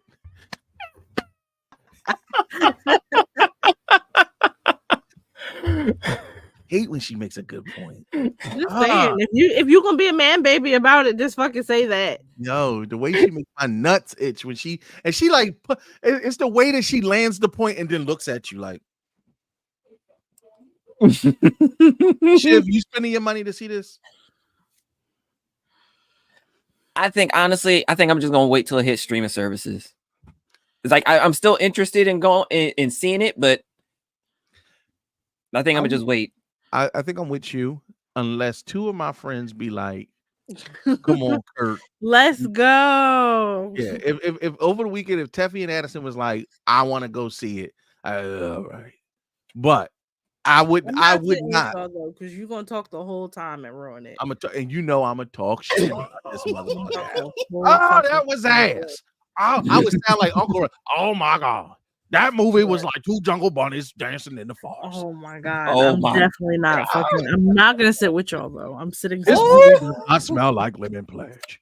It did not. This movie had to be made by some kind of coon moon cricket. Nobody, no good forsaken white man would ever do this. Like it was. Ain't no way in the world. This ain't no way in the world. Anyway, all right. So The Crow. It's kind of a 50-50 split. Catch it in streaming, but if you're going to go see it in the movies, go with friends. Facts. Mm-hmm. And tell me if you liked it. Beetlejuice. Talk about something that's got the really great potential to be ass. Teffy, break that down. Why? Why you say that? So, this is such a fucking like obvious cash grab. It is so fucking. Oh my god, it's so fucking ridiculous. So okay, cool. We bringing back Michael Keaton, Tim Burton's new darling, Jenna Ortega. That's fine. We're bringing back Lydia and the mom from the first one. But like, what the fuck is the point of this movie? Other than like Tim Burton being like, see, I can cast minorities sometimes. That's hence my question, because I don't understand what is the point of this movie. I mean, Wednesday obviously put Jen as a perfect casting for Lydia, because essentially same person, right? But here we are back again, and well, oh no, she's not playing Lydia. She's playing somebody new. She's playing Lydia's daughter. Yeah.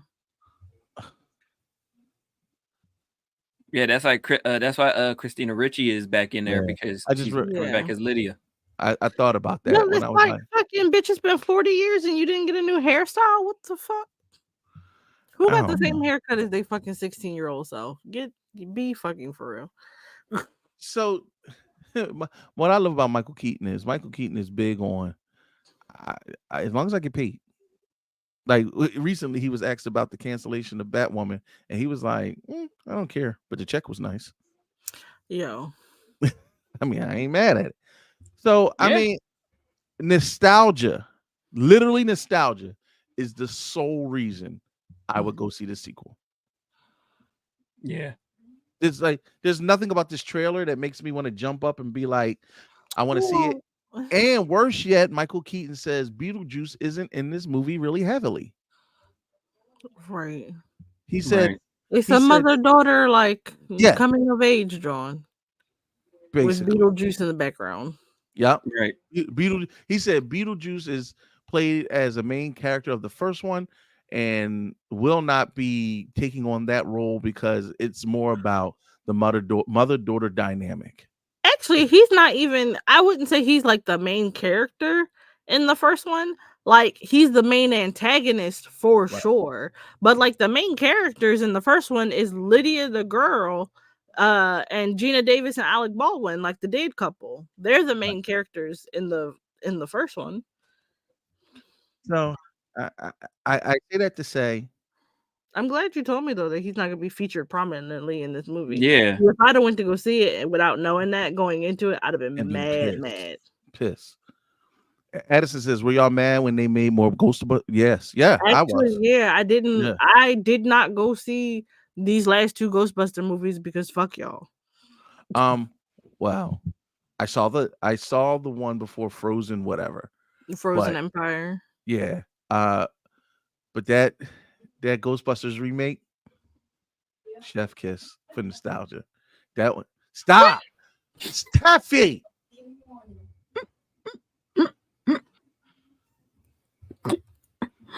What am I gonna do with you? What the fuck am I gonna do? Did you Continue to put up with my shit. basically and not squeeze one off? Ghostbusters. It was Literally, good. It was a great send literally off what for the fuck. Egon. It was it caught me at the end. No, if you watch it now, they do nostalgia right in this. Probably, but I'm just mad that everybody shit on like the one with the women in it just because it didn't have the men in it. No, they shit on the one with the woman in it because it was crap. No, it was funny. I liked it. It No, it wasn't was male centered, which was fine, but men were always. But again, that's my fucking point. But men were committed to like not liking it, so there you go. Find a way for it to be a war of the genders. Are you going to go see Beetlejuice in theaters, Shiv? No, that's going to be another streaming service. Effie Wonder. Probably. Yeah. This is another one where I'm like, I have every intention of seeing it. But if this might be another one where I'm like, I might slow walk it unless I get like a $5 off movie drawn from Adam Tickets. It's a matinee.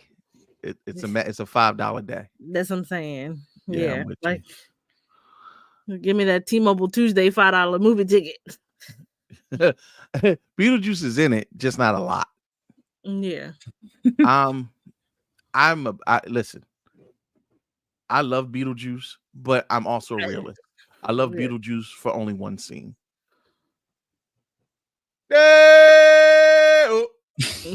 Oh my god. No.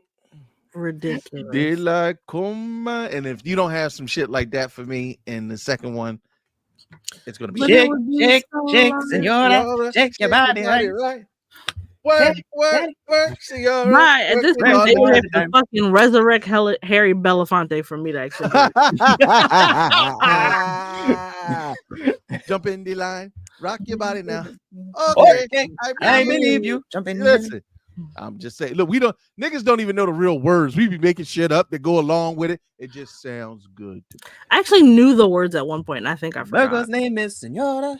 I tell your friends I adore her. The rumba. She's a hurricane and all kinds of weather. Jump in the line. You skip like 2 lines, but yeah.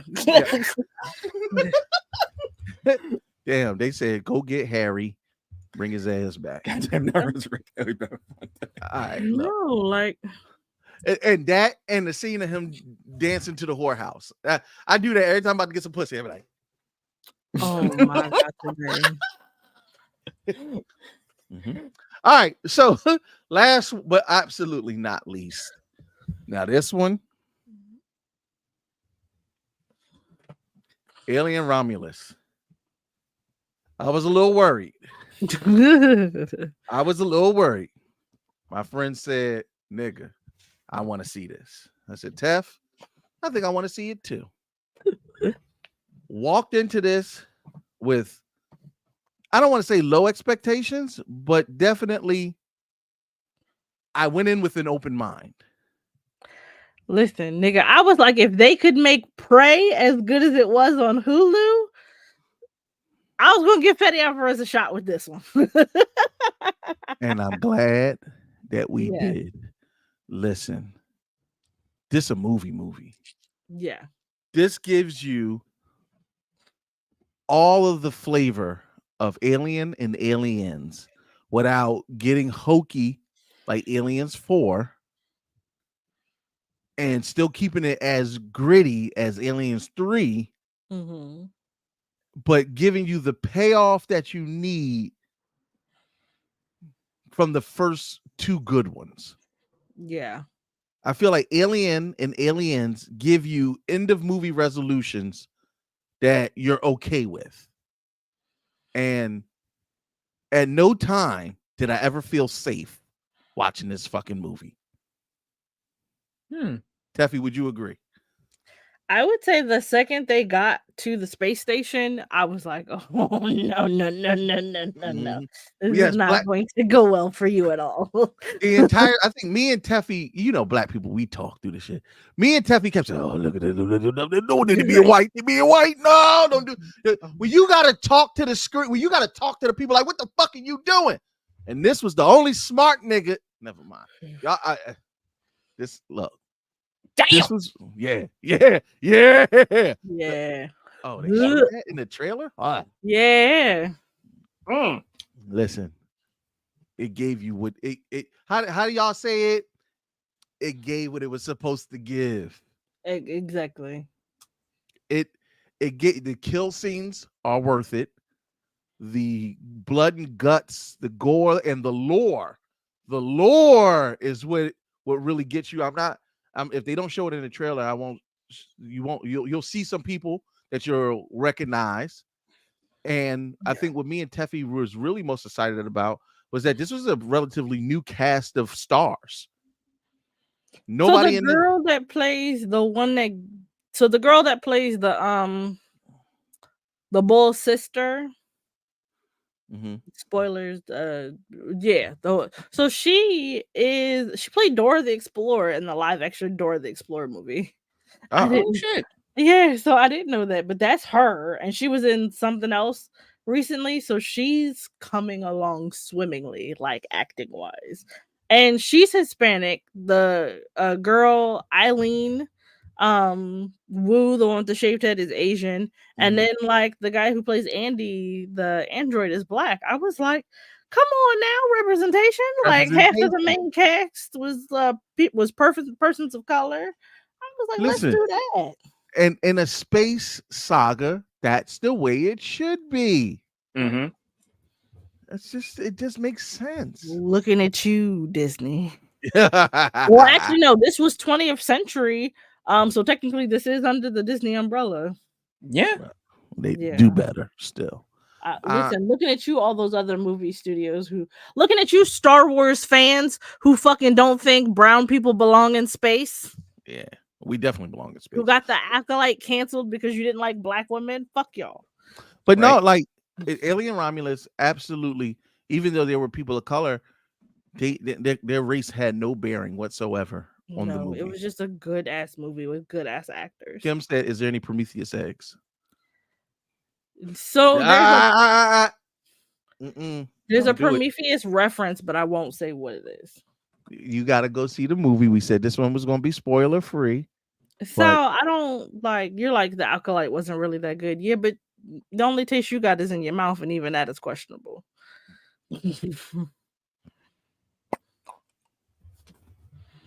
She said it, not me.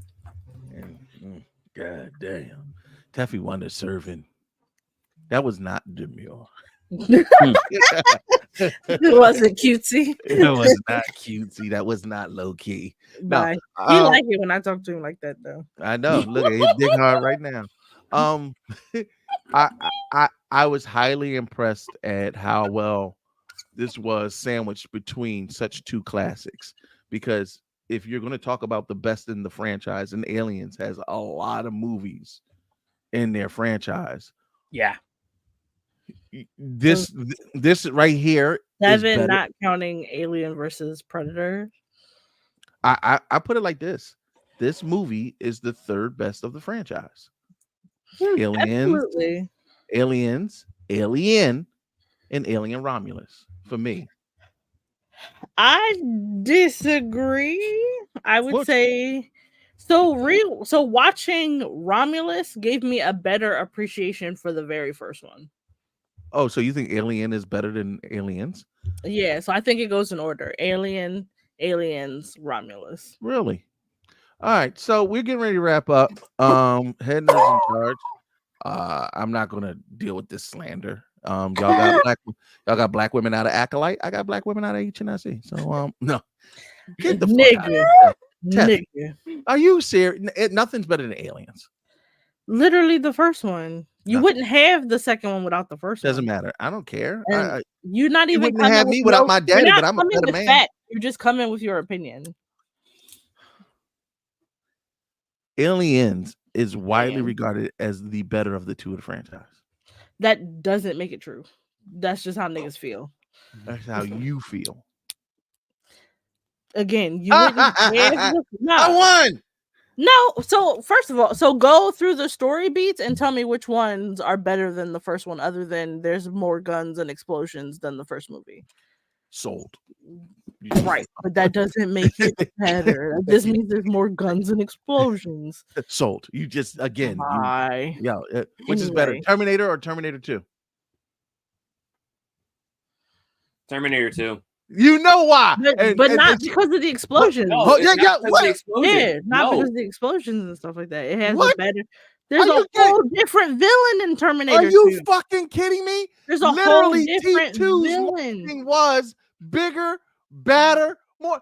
He came out of a building with a Gatling gun and a canister. Stop, shit. Yeah, but that's it. Not Literally what was the movie bigger. Better.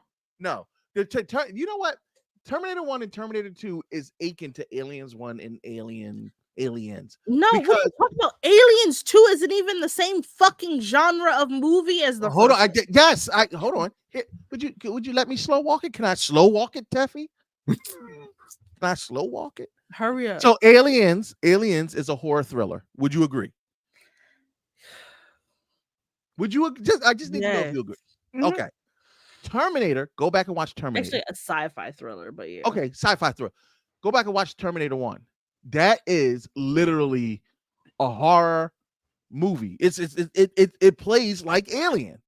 It's a single entity trying to kill John Connor. He's scary. He's a cyborg. It's a thriller. Terminator 2 plays like an action movie.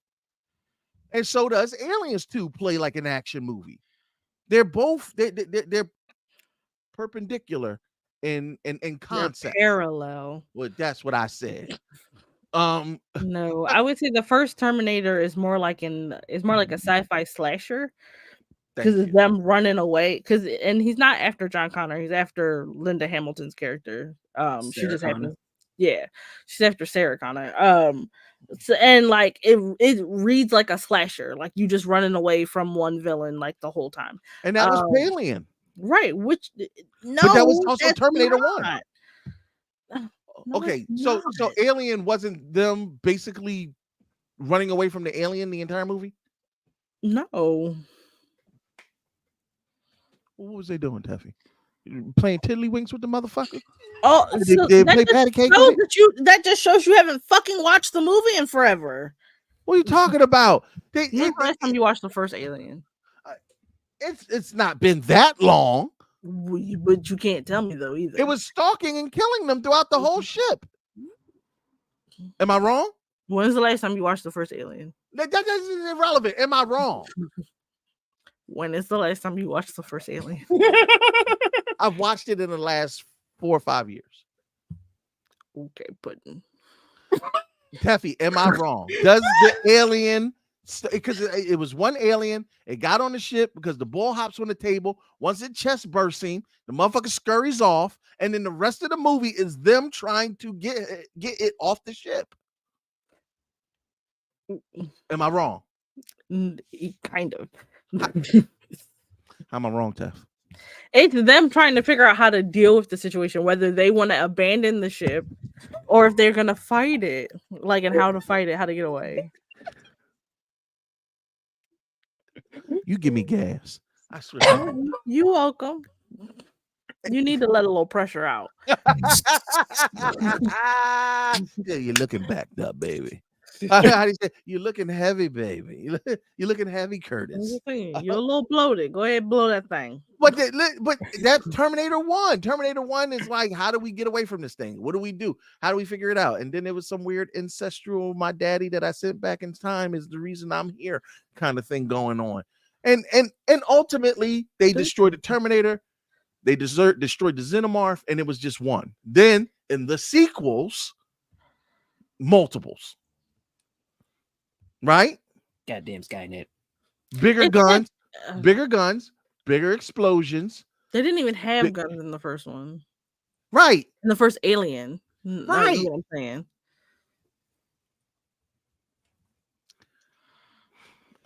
All right, whatever, man. You look, you don't want to agree with just me? because you think it's the better of the two movies is not going to sway me. Like, I have a greater appreciation for the very first movie after watching this one and seeing I put it like this. What I'm saying now is just it's more comparative. Terminator 1 and Terminator 2 is comparative to, unlike like Predator. Predator was on go from it's always one Predator. Yeah, that was a bro movie. Through and through, and it actually got shittier, which is weird. It actually Predator did the inverse. Well, no, it didn't do the inverse because they still had one, and then they brought in multiples in Predator 2. It's just Predator 2 was so terrible, so terrible. Either way, it's really bad, really fucking bad.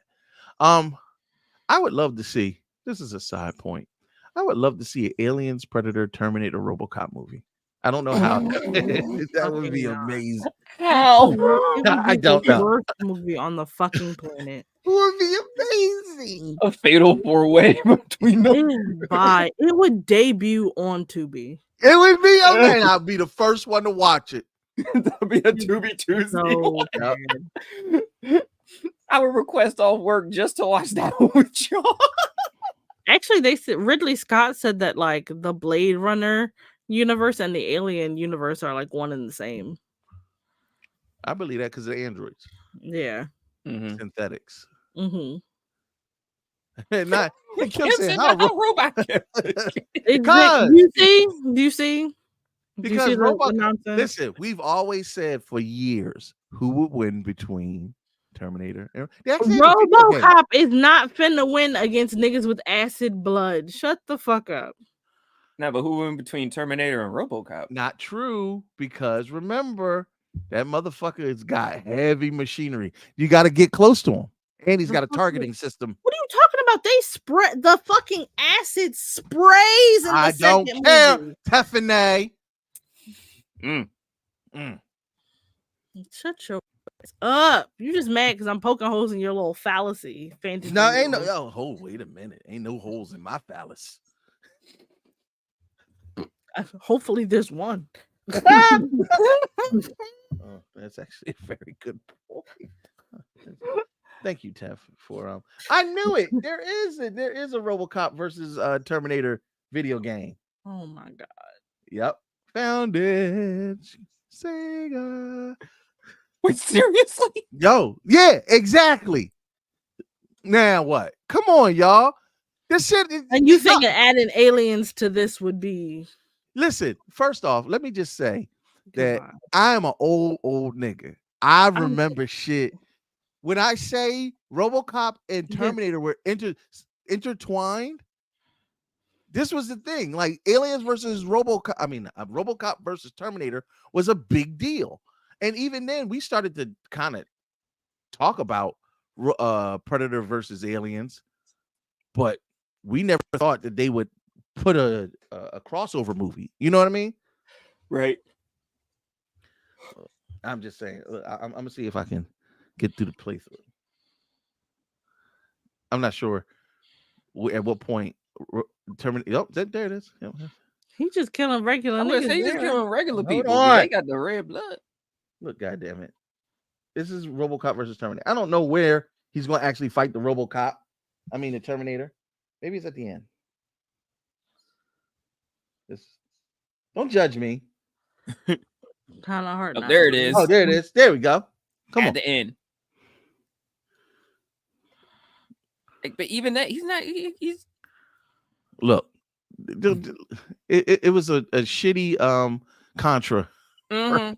That's what it looks like, a shitty Contra. Yeah. That's why I'm like, even I don't remember this one. Bruh, I'll take you back. And apparently they even had like a mashup in Mortal Kombat. Oh yeah, yeah. Mortal Kombat 11. Is that when? Oh, see? Come on, y'all. Tell me you wouldn't, Teffy, you wouldn't be here for this. Teffy, you wouldn't be. You wouldn't be here for a Predator. This is like Coke. This is like Cocaine Bear. Y'all niggas would have to come to my house.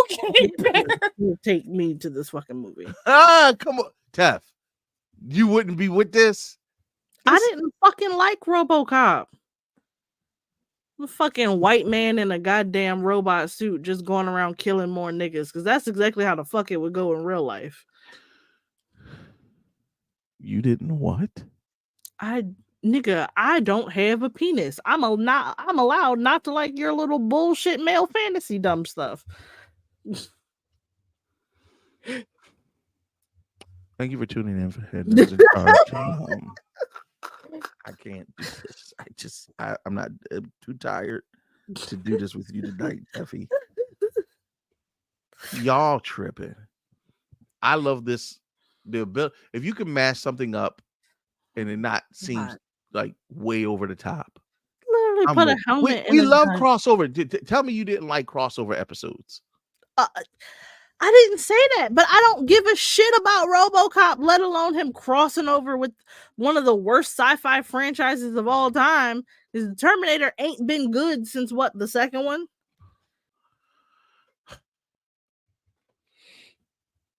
Matter of fact, no. First of all, I liked the fourth Terminator, the one that had fucking what's his name in it? Batman.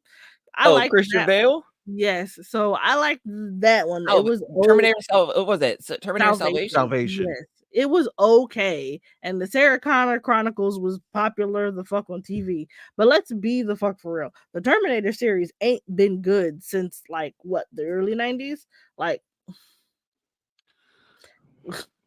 And you want to cross that with RoboCop, which died mad early? Okay, bro. Get your cash out because they're gonna be grabbing. She has a point. There was a crossover with RoboCop in WCW, Kurt. Oh yeah, that was terrible. Where RoboCop came I and remember. You know what, Shiv? Fuck you.